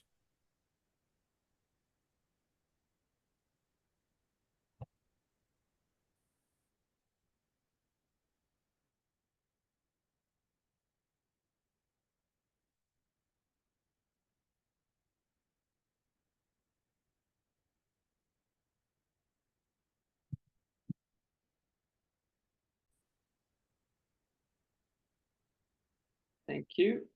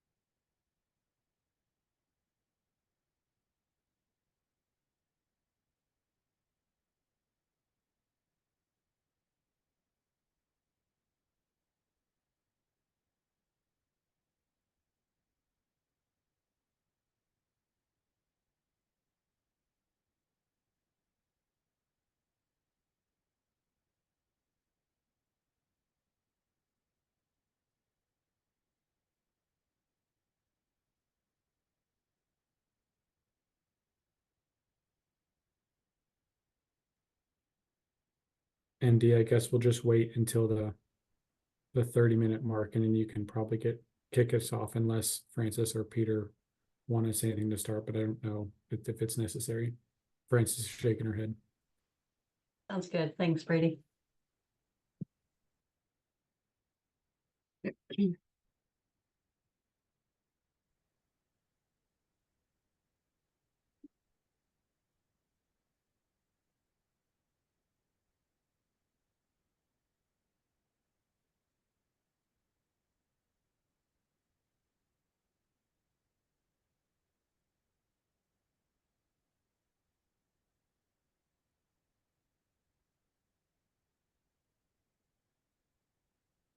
All right.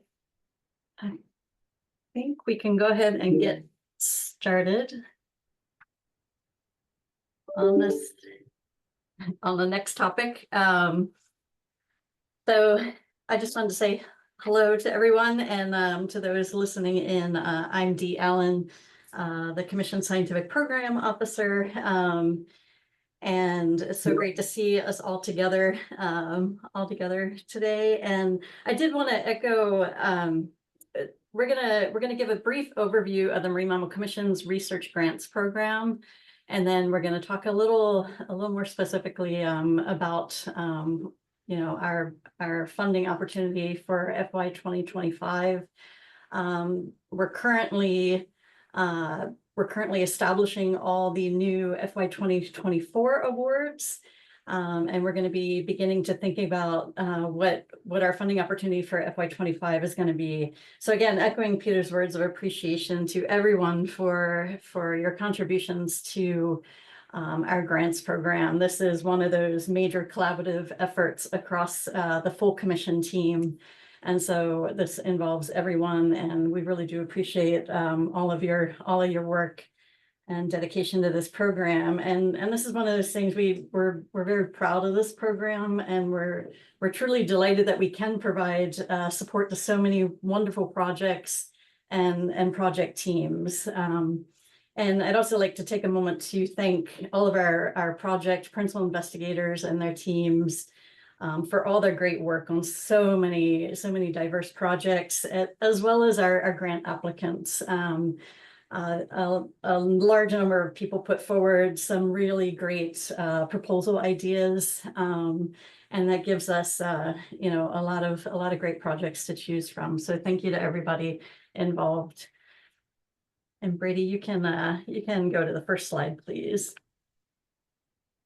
So the budget for the Commission's small grants program is relatively modest, but our program does fill a unique niche in the marine mammal research community and across the federal agencies. And with small investments, and sometimes as little as $10,000 to $20,000, we've provided seed money for new initiatives or innovative ideas.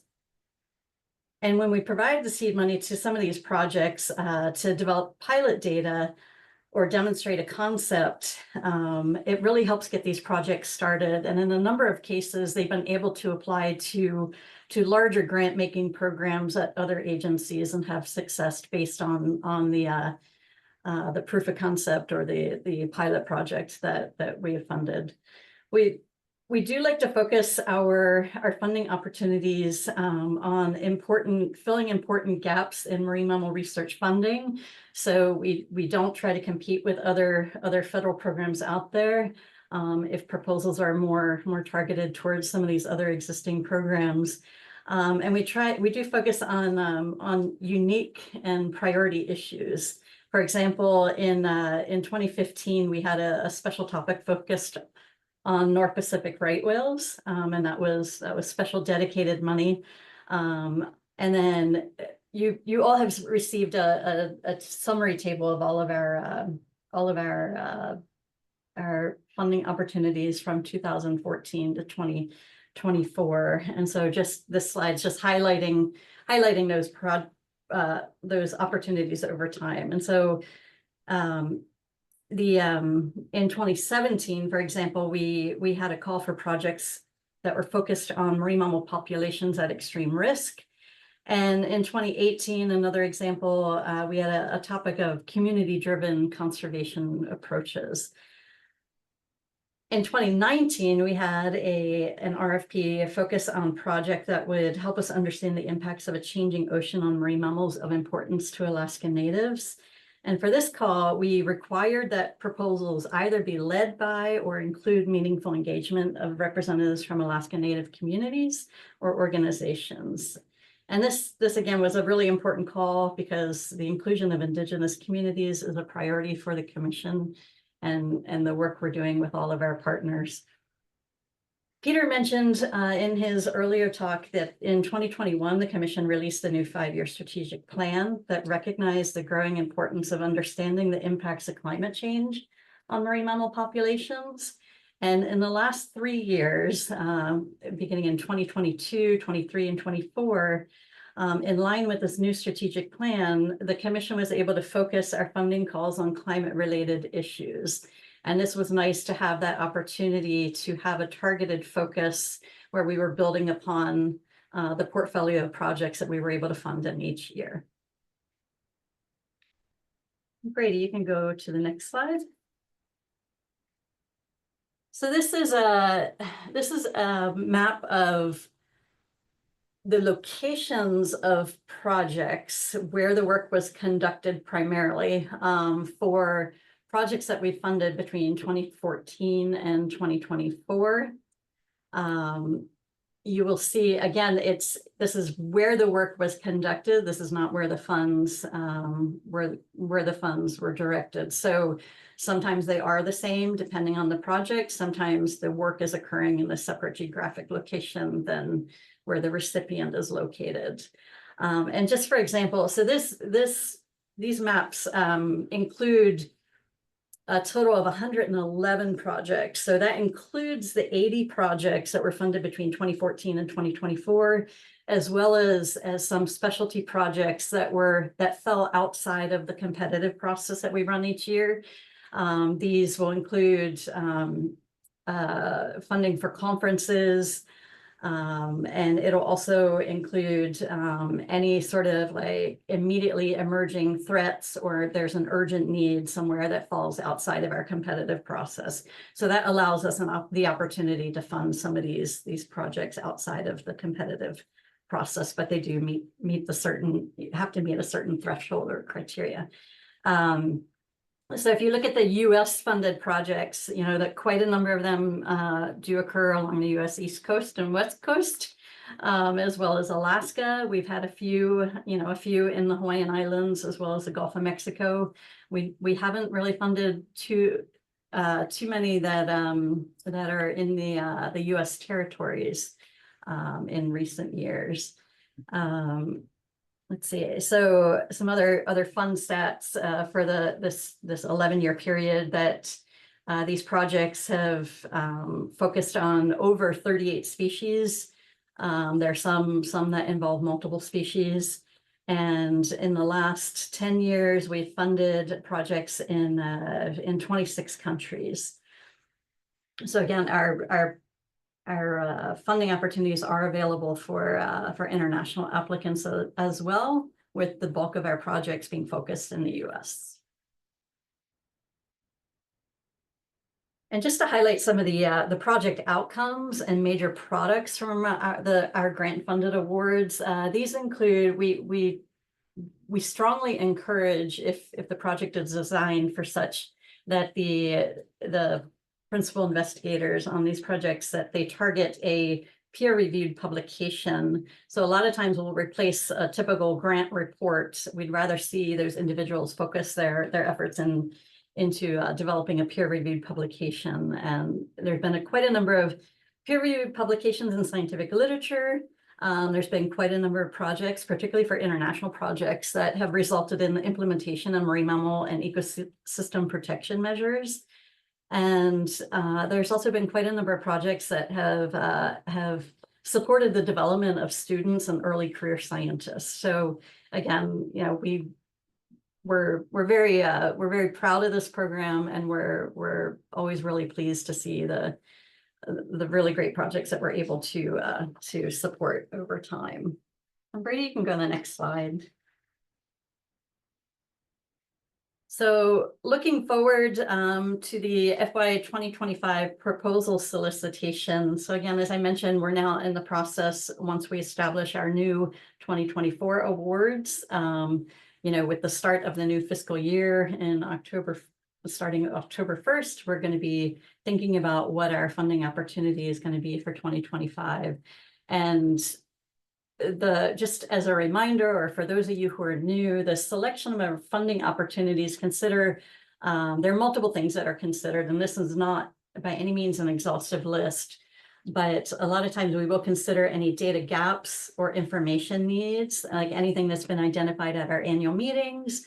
There are letters and recommendations to other federal agencies, as well as our engagement with federal and non-federal entities, and that includes executive and our legislative partners in the federal system.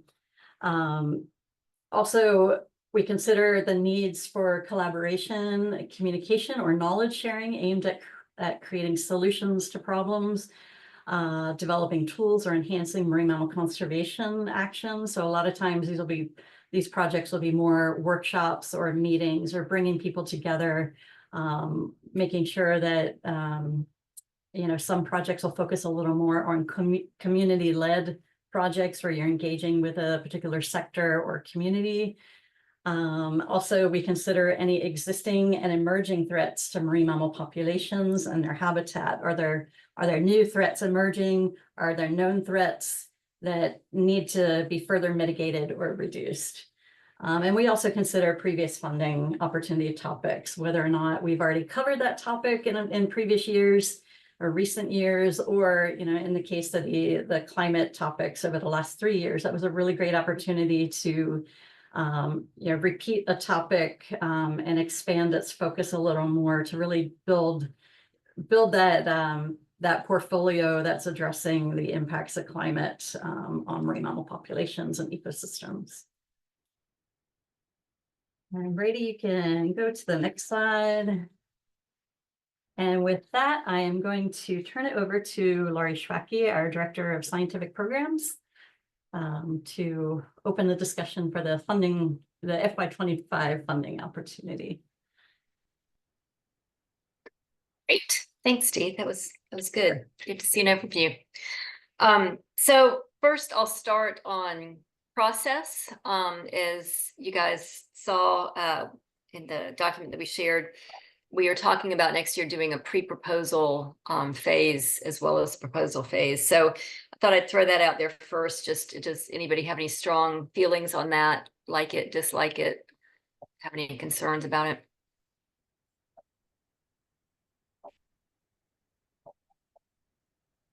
I like it. Yeah, I think Okay. I think a pre-proposal stage is really useful. Saves a lot of time for everyone concerned. Okay.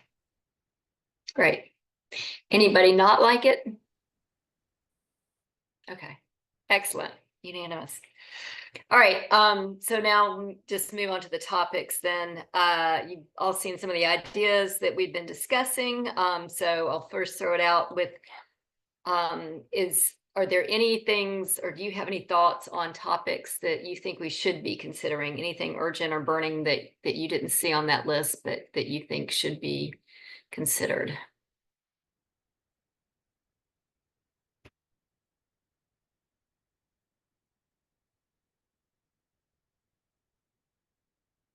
It's one that came up earlier, and if I can't even remember who, was it Andy that had it? But if we could repeat that one, it would be great, because then we get it in these notes. Vicki, you have your hand up. Yeah, I heard quite a bit of discussion in the first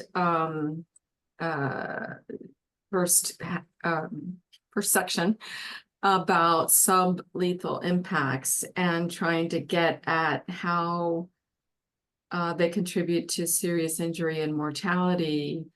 You know, we've been talking about sublethal impacts for a long time, and certainly when the MMPA was established, that wasn't big on the minds of Congress, and even in the 94 amendments. But obviously, it is becoming more and more of an issue as we see all of these various impacts in the ocean contributing to the decline of species. And maybe it's just a health topic, but just trying to get a handle on how sublethal impacts are affecting populations and which populations are more affected, or maybe it's a tool that needs to be developed, and just something to get more at that, trying to quantify those kinds of impacts. That is, I was wondering whether you're thinking like new tools and techniques, is that kind of thing? Yeah. Yeah, it does somewhat overlap with health. I guess it depends on whether you're talking about like sublethal traumatic injuries versus sublethal health injuries. But that's one thing that we have discussed, is whether, you know, we need to move away from health just because we've done that the last couple of years. Robert, it was you that talked earlier, wasn't it? It was, yeah. I suggested, you know, perhaps exploring the development of non-traditional techniques for estimating NMIN, as well as mortality and serious injury. You know, for whether it's maybe acoustic methods or expert elicitation or something like that, that could enhance the SARs, especially those currently without NMIN estimates or estimates of mortality and serious injury. I also wanted to comment briefly on the Commission's DEI proposal process last year, and I thought that was really outstanding. One thing that I've been thinking about is that it's going to take a while to figure out if any of those proposals are actually successful. And so I'm wondering if DEI might be worthwhile to keep on the Commission's kind of within the Commission's proposal for 2025, just to continue to encourage the expansion of diversity and equity inclusion within the field of marine mammal science. So are you proposing then a separate topic like we had last year, or are you saying try to incorporate it more a separate topic? Okay. No, I'm suggesting, yeah, a separate topic like last year. Andy, you want to comment on that, or did you have something else? I had something else, but I mean, yeah, I think it's an important thing to do. I think we could go either way, to be honest. We could say we want to see or we top up, as has been done in the past, proposals for which there is a significant D&I component. I was going to riff on Robert's idea, which I like, in thinking about maybe rapid, low-cost methods to estimate mortality, serious injury, and abundance. That gets at actually some of the things that we were talking about with one of the topics in terms of the import rule, because those methods would be applicable anywhere. So I just think that maybe that's we might get some interesting ideas there that are from folks who are having difficulties getting those kinds of things funded. Just a thought. Would you see that falling into kind of the general stock assessment topic that we had discussed, or you think this is something separate? I think under that, but I think it's maybe a more clearly defined call. But under that topic, I guess, yes. Okay.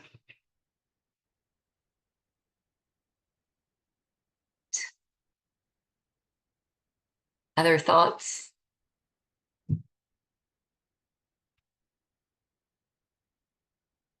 Of the ones that we had listed on the document that we provided, then are there any that you feel very strongly about, like we definitely got to fund, we definitely got to go with this one, or any that you don't feel like we should consider?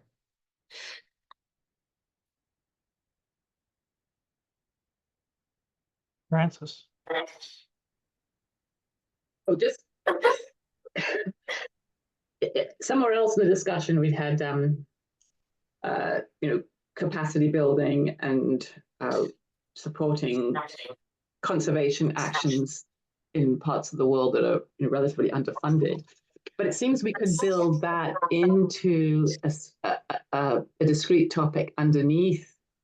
And sort of, if we're looking at the MMP import rule and how you need information on marine mammal distribution and impacts on mortality in countries that will be exporting seafood to the US. If you had a sort of mothership topic of the desire to reduce bycatch, and we have in the US the stock assessment and TRT process, in other parts of the world we have countries wanting to export and the upcoming import rule, then all the other topics we've just mentioned could be sub topics within that overall topic. Novel methods to assess NMIN, ways to get at mortality and serious injury. So you have a sort of guiding theme and then articulated subtopics underneath it.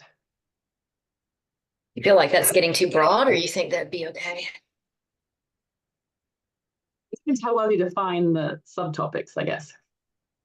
But I guess what I'm trying to do is unite the different subtopics that are coming up into a broader theme. Like we had the broader theme of health in the past, and then to go to these specifics. If the broad theme is addressing the major cause of mortality of mammals and fisheries, and then listing some items within that.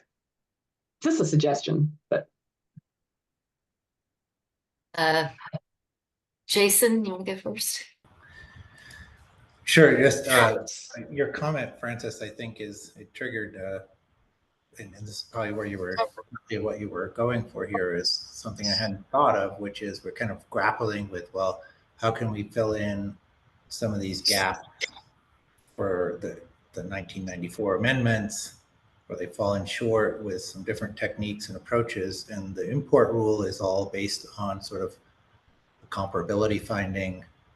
And in a way, maybe the compliance for the import rule could be an incubator for ideas that could be flipped around and adopted in the US. So I like that idea.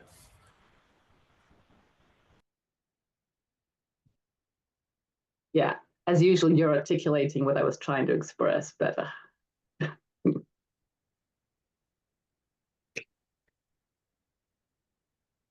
Peter. Yeah, I think you're getting at one of my questions and looking at the list relative to the import rule was how to divide it up. I mean, we have a certain amount of funds. So I think the challenge is to say, and we referred in some back and forth to the LenFest thing, which was a multi-million-dollar, I assume, very large effort to sort of shine light on the how countries can address the import problem, the fish that the MMP pay import rule presents. So I'm sort of looking at, well, what scale can we go at this with? And so this idea that just came up about innovative approaches sort of gets down to a scale.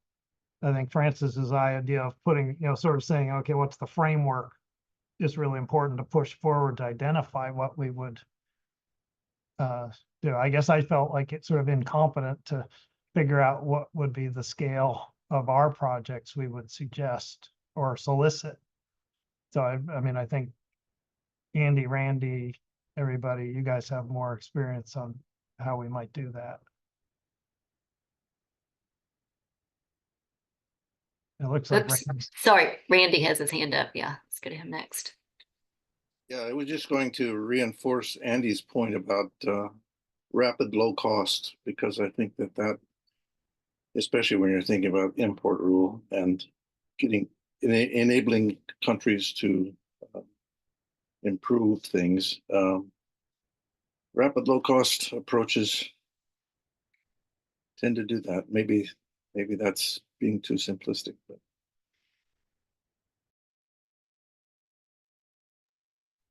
Andy?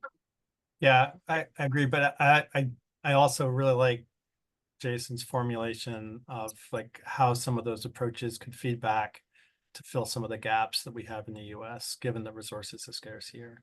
That's a nice framing of it. And I think we might get some really interesting ideas in that space. What do you guys think about just looking at the list and workshops is one thing we had on there. And earlier we were talking about well, Andy, you brought up the BSC populations, but I think it goes for others too, is that, how do we, Karen was saying we just need the resources and we could go hit all of those, and do mark recapture and come up with abundance estimates. It wouldn't be that difficult. But I mean, there's also non-governmental agencies or organizations that could do those kind of things. I think part of the hindrance with that has been just the consistency in getting consistent estimates that can be used. So what about workshops? And I know Patty Roselle and the commission hosted one 20-some years ago along these lines to come up with consistent methods. But it's been a long time and methods have changed. So any thoughts on workshops for that or other things?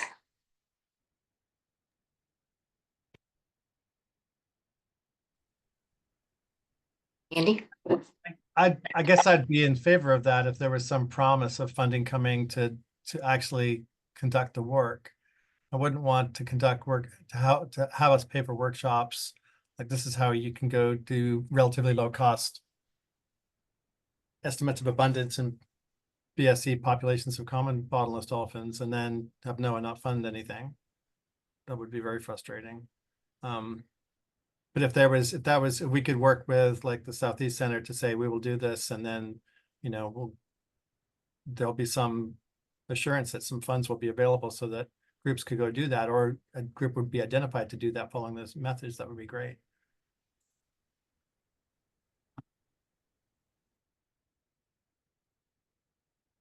Okay.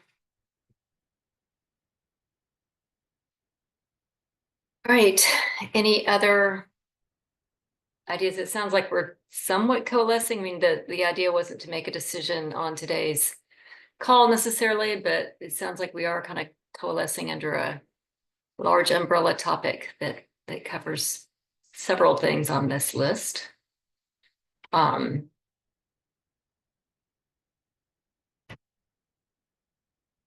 Well, talking before the break, we had decided that we weren't sure we would really need the full hour for this. So we have some ideas for other things to go back to that we could talk about, but before we go, check in with Dee and see. I mean, do you feel like you've gotten feedback? Do you have any more specific questions for people on related to the topics we've talked about? Yeah, I think there's some great ideas. I did want to, I think Sam Strindberg, did you have, it wasn't specific to FY25, but did you have a broader grants comment you wanted to make? Yes, to hopefully not take us off on too much of a tangent, but have you thought about actually assessing how successful these projects have now that you have a sort of long time series of proposals that have been funded by the Commission? Of course, you'd have to define the metrics for success, but that might help in terms of the criteria that are used for future proposals in selecting them or filtering out at the pre-proposal stage. It just came to my mind because I've just done a similar analysis on sort of proposals that we've been funding to look at, yeah, how successful over a 20-year period they've been. That's an interesting idea and something we've talked about. Can you tell us anything about the metrics that you're using or the metrics you would have in mind for that? Well, in this case, it's a different sort of type of funding. It's to fund PhD students. And so you look at, I guess, over time, whether in our case, they've stayed within the conservation world, have they stayed within our organization, have they, risen in the ranks of sort of how you would expect someone to rise as they go through their sort of career, those sort of things. So it's slightly different to, I think, the type of thing the Marine Mammal Commission is funding. But I think, I mean, the proposals themselves sort of say what they're hoping to achieve. And I could imagine you can use that to some extent to come up with hopefully some metrics. I would have to think about it more carefully, looking at a couple of proposals and see. Yeah, Sam, sorry, did you have something, Lori? No, go ahead. I was just going to say that is a really great idea. I know one of the things, we've been talking with Lori and within the science program, particularly where there's either, the climate change would be a good example, or some of the DEI projects that we've funded over the years, or if there's a theme, like bringing together some of the, if there's bycatch reduction projects, bringing together people to the PIs from the projects that we funded to bring together to like share information, share ideas, share any lessons learned or things like that. So we've talked about that, not so much measuring the success, but that is another thing that we could think about. But yeah, it would be great to try to sometimes these projects close and, we're a little more aware of it, but how can we do more with, the really great science and the really great work that everybody's doing that's been funded through these projects. So definitely a lot to think about there. I mean, one thing we found that ensures success is great mentorship and sort of a lot of hand holding, which is different for a PhD student, I imagine, than for this kind of proposal. But I think given the DEI sort of elements we're trying to think about, I think mentorship in general is something very valuable to think about. Yeah, that would be great, Sam. And also, thinking about, with capacity building, there's often that discussion of, you hear the term, the parachute scientist, the science, and, is it, thinking about some of these projects where you may not have that knowledge, or the individuals who are doing particular work from within, and so maybe trying to partner a little bit better to just have that information exchange and sharing ideas. Definitely a lot to think about, but I appreciate you bringing that suggestion up, Sam.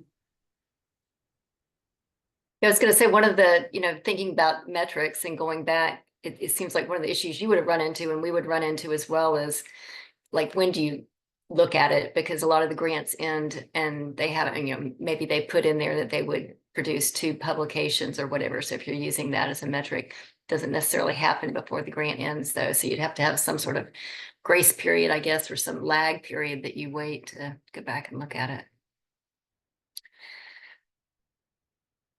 Okay, any other thoughts or comments on the process or the topics for next year?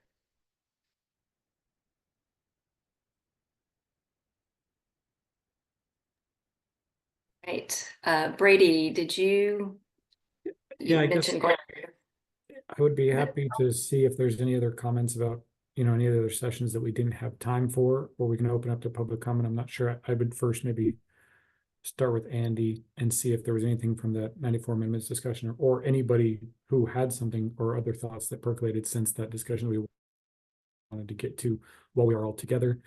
And then we can maybe work our way through each of those topics. Maybe it'll be really brief and we open up public comment early and we end the meeting early because we get through all public comment, which is also fine. Yeah, I don't have anything specific, but if folks do want to bring something up from the first session, please go ahead.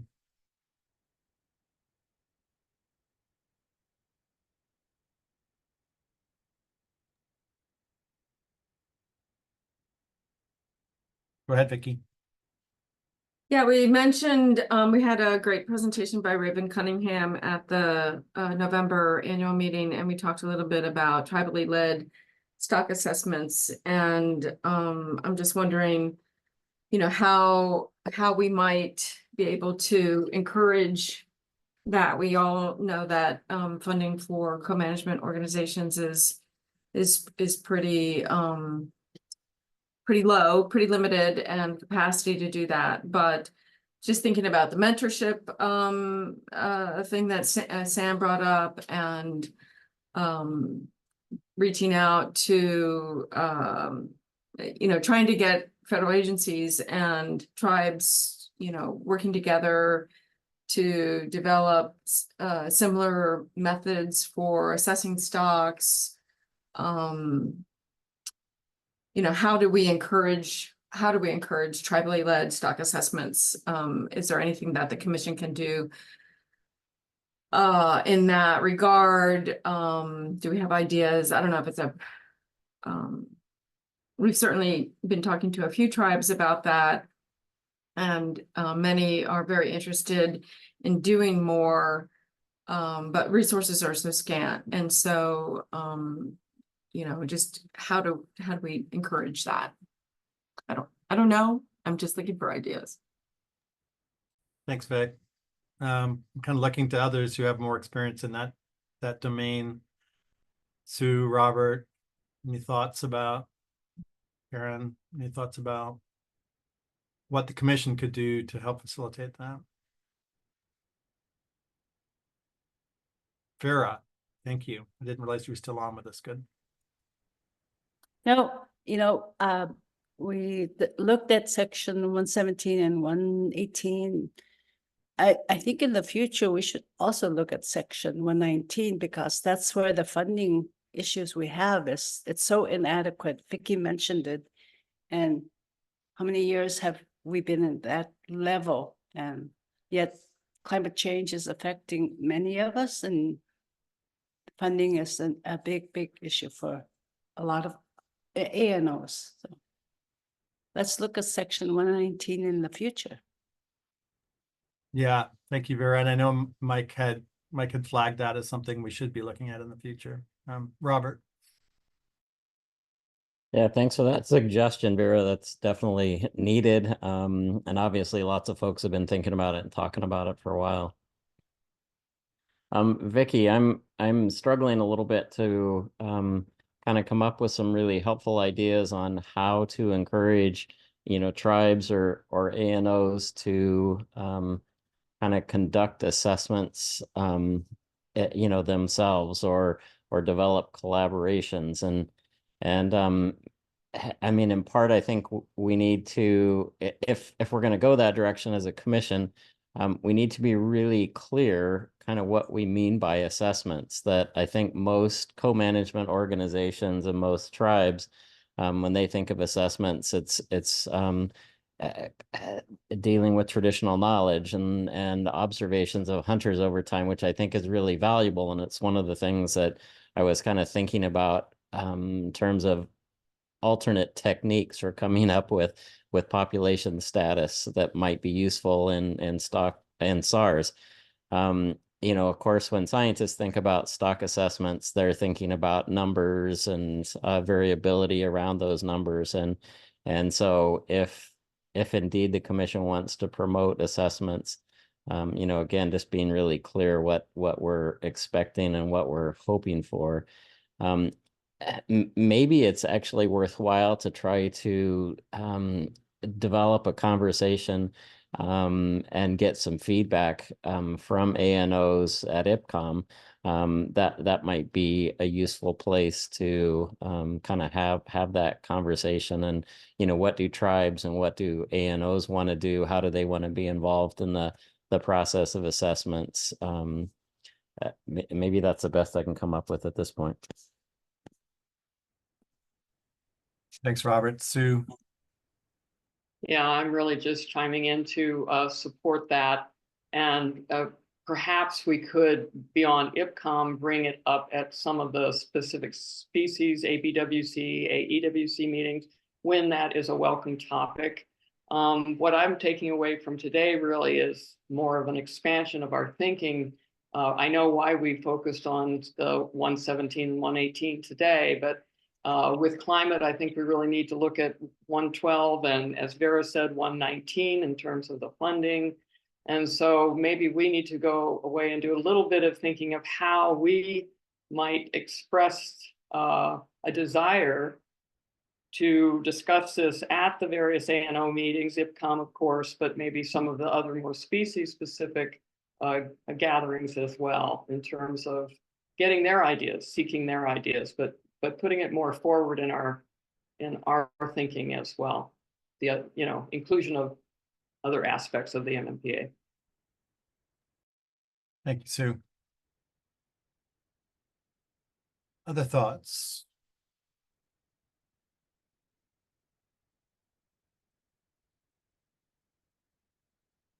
Not, I think we can turn to our second topic.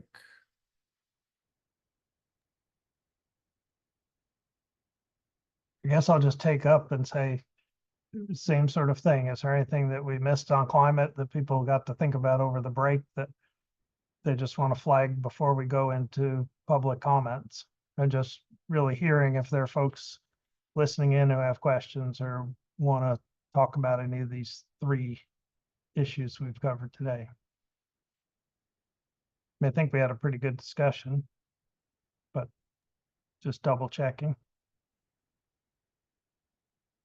I think we will work forward, sort of echoing Lori, we will work forward on this idea of a workshop, which we didn't talk about very specifically, but sort of we're going to be working that forward in terms of a steering committee and trying to define the topics. Any ideas folks have on that one based on what you have in your materials would be great to get as we work that forward. And then I can't really put down in a few words what we talked about Sue's topic, but I think we'll process that one as well. Yeah, Peter, on that, back to the workshop idea. I mean, if you have, we didn't really get to talk, some of the ideas came up for kind of what you thought was important background information, you know, to be thinking about going into this workshop. But yeah, if you have any other ideas on that too, I'd be happy to, I mean, anything like specific, we definitely need to be thinking about, you know, something that was presented in this paper or, you know, this previous workshop or whatnot. That would be really, really helpful. As Peter said, we're working with NIMS and Fish and Wildlife Service to work on this together to make sure that the goals that we come up with for the workshop are related to, you know, or what management needs and what can kind of help move that forward. But if you have ideas, I would be very happy to hear them. Not now, I mean, you can email me. But yeah.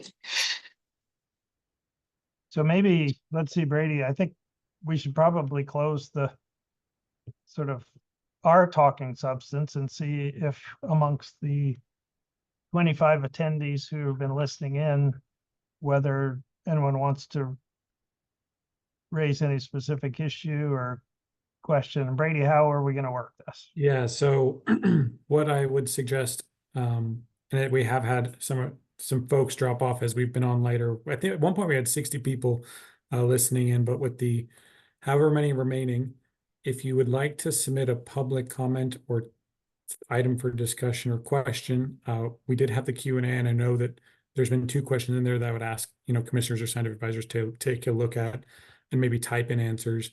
But the other alternative is you can click to raise your hand as a public attendee, and I will try to just take those in order, and I will then be able to allow you to talk. You'll be able to unmute yourself, and you know, it'll indicate that on your screen.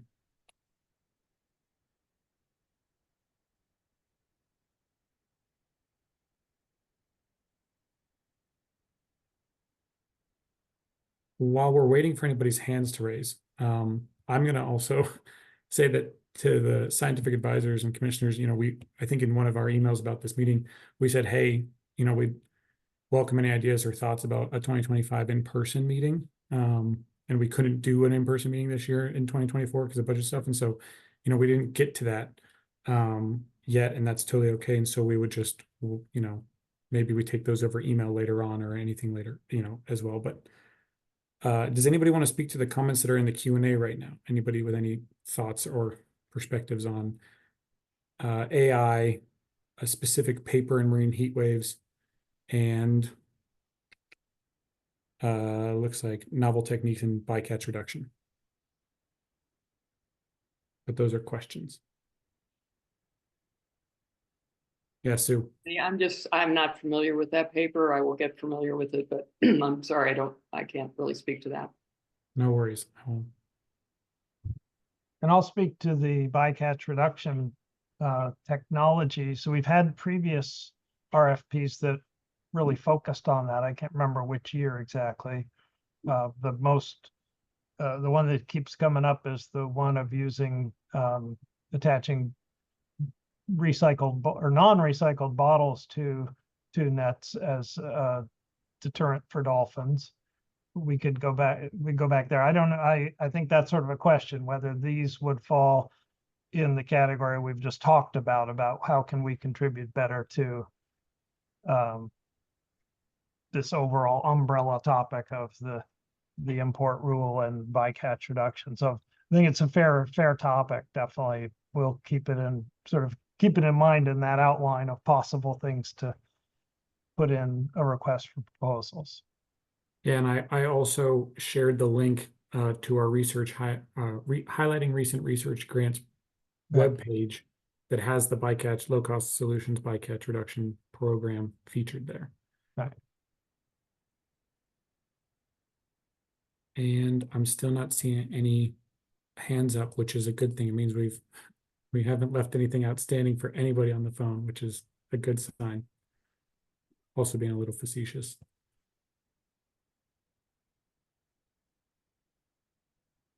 Guess we can keep it open, even if it's silent for 2 more minutes or so, just to make sure that we leave adequate time and don't end too early.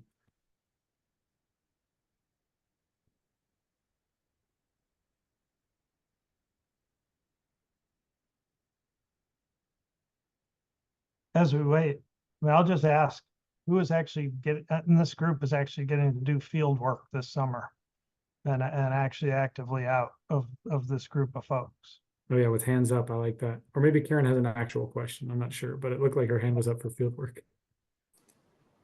Karen, was that a hand up because you're doing field work? Yes, sorry. Awesome.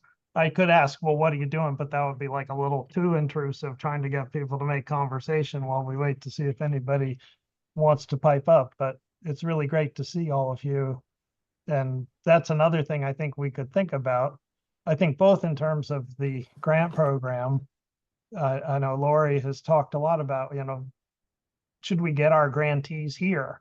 Should we have some kind of way to highlight what the grantees do, whether it's through a Zoom thing or bringing in a group to build that community? It's definitely something we want to talk about, sort of how to do that in the context of Sam's question, I think, as well. But also, you guys are an amazing group of scientific advisors and commissioners. So we don't necessarily say, okay, Sue, tell us about your upcoming trip, or Andy, I know you're not out this week because the weather's bad, or Aaron, I have no idea, you're just going around with your kids again, COVID, right? But anyway, I do think, I mean, we'd welcome ideas on sort of keeping this community together and learning more about what we each do, because you guys are here for a reason, which is you do fantastic stuff. And maybe we don't take that opportunity enough to just share what we're up to. Yeah, and I'll Yeah. second that. I mean, that is something we've talked about, is just, trying to build a community with our grantees and helping them to get to know each other, potentially think about collaborations and to increase interactions with you guys, because you are a really smart group with a lot of divergent expertise and a great group that it would be helpful to the grantees to talk to you. So if you have other thoughts, like Peter said, we've talked about different ways of potentially doing that, having a 1-day, Zoom meeting where we have them all get on and give a quick presentation, and then you guys can ask questions or whatever. But yeah, again, if you have thoughts on that, we'd love to hear them. And Vicky has her hand up. I just wanted to mention that we had a readout of a grant proposal just a couple of days ago. And I think it was really helpful, especially since that grant, the team had some issues early on, and we worked through them early on. And so the ability to then circle back and see how they were able to work through those challenges and publish a paper about what they learned and what they're evaluated. I think that was really helpful, and I feel like there were other examples of other grantees where we've had some really close communications with them, and I think as a result, it has provided a broader community for them to work with, and we've provided them with advice and guidance beyond just giving them money. So I think that those are really fruitful relationships to build that then help them and help the conservation efforts that they're trying to work towards. Cool. Aaron, you went off camera, now you're back. Sorry, I was talking to my mother-in-law, the joys of remote meetings. I just say I'd be very supportive of the idea of doing a Zoom report, or either progress report or final report on how these grants worked out. I think that's a good way of building community, as well as maybe giving positive feedback midway or at the end of these projects.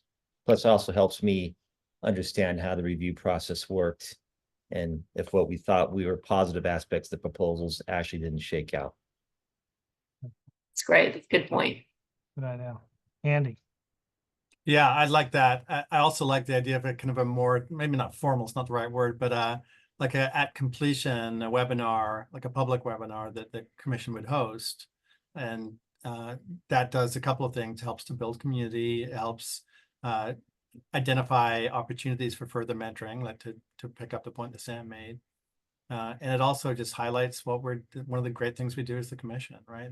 Some of these projects are really awesome, and it would be great to let people see, what the work is that we are supporting.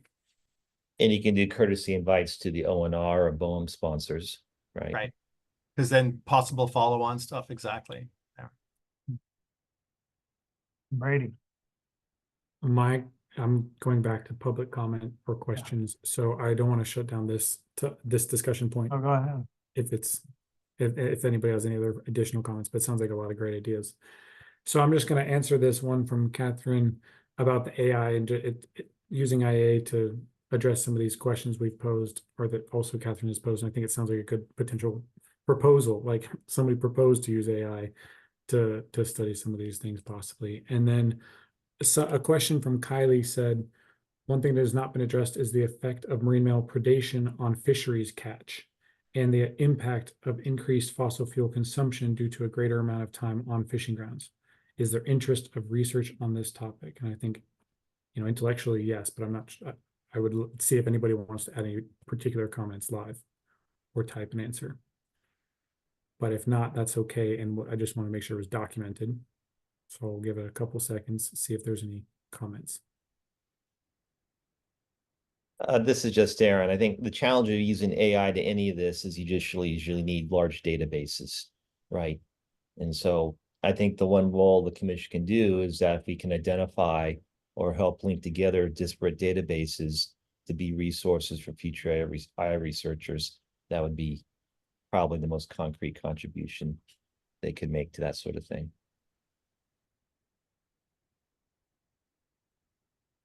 Thanks for that, Aaron. And then a comment or question from Tara that says, could anyone on the call provide information on any current and or ongoing research efforts related to the conservation of southern resident killer whales? There is a whole lot on that. I would direct Tara to our website. We've got an informational resource spreadsheet on some of the major players that are doing research and management activities that can be shared afterwards. And if anybody would like to speak to southern resident killer whales, from the commission side, please feel free, but it's a big thing to chew off right now. But there is a lot of information on our website, as well as National Marine Fisheries Services website on southern resident killer whales as well. And it looks like someone is typing an answer to that one as well. And I think if we commissioners, if you decide to close the meeting, because it seems like it's sort of coming to an end organically, I will keep the meeting open at least until 4:30, I don't know, 5, because we said that public comment would be at that 4:30 mark. And just in the event that somebody was in another meeting, wanted to come to make sure they submitted a comment, I will just stay on and leave the meeting open. So if they're here, they can make that comment. And then if there's anything that comes in after that 4:30 mark, I'll make sure to share it amongst the commission internally.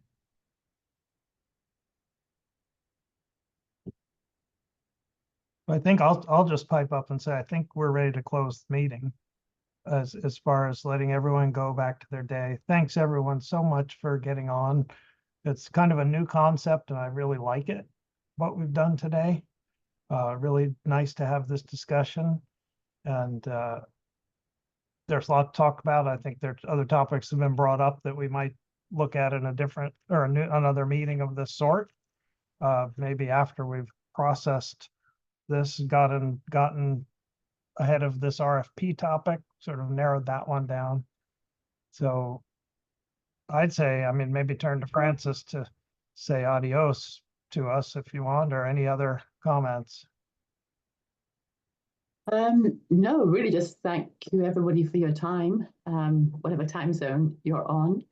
And I think we work towards some decisions on the RFP, and I look forward to moving them forward. So thanks everybody, and good afternoon, or good evening, or good night.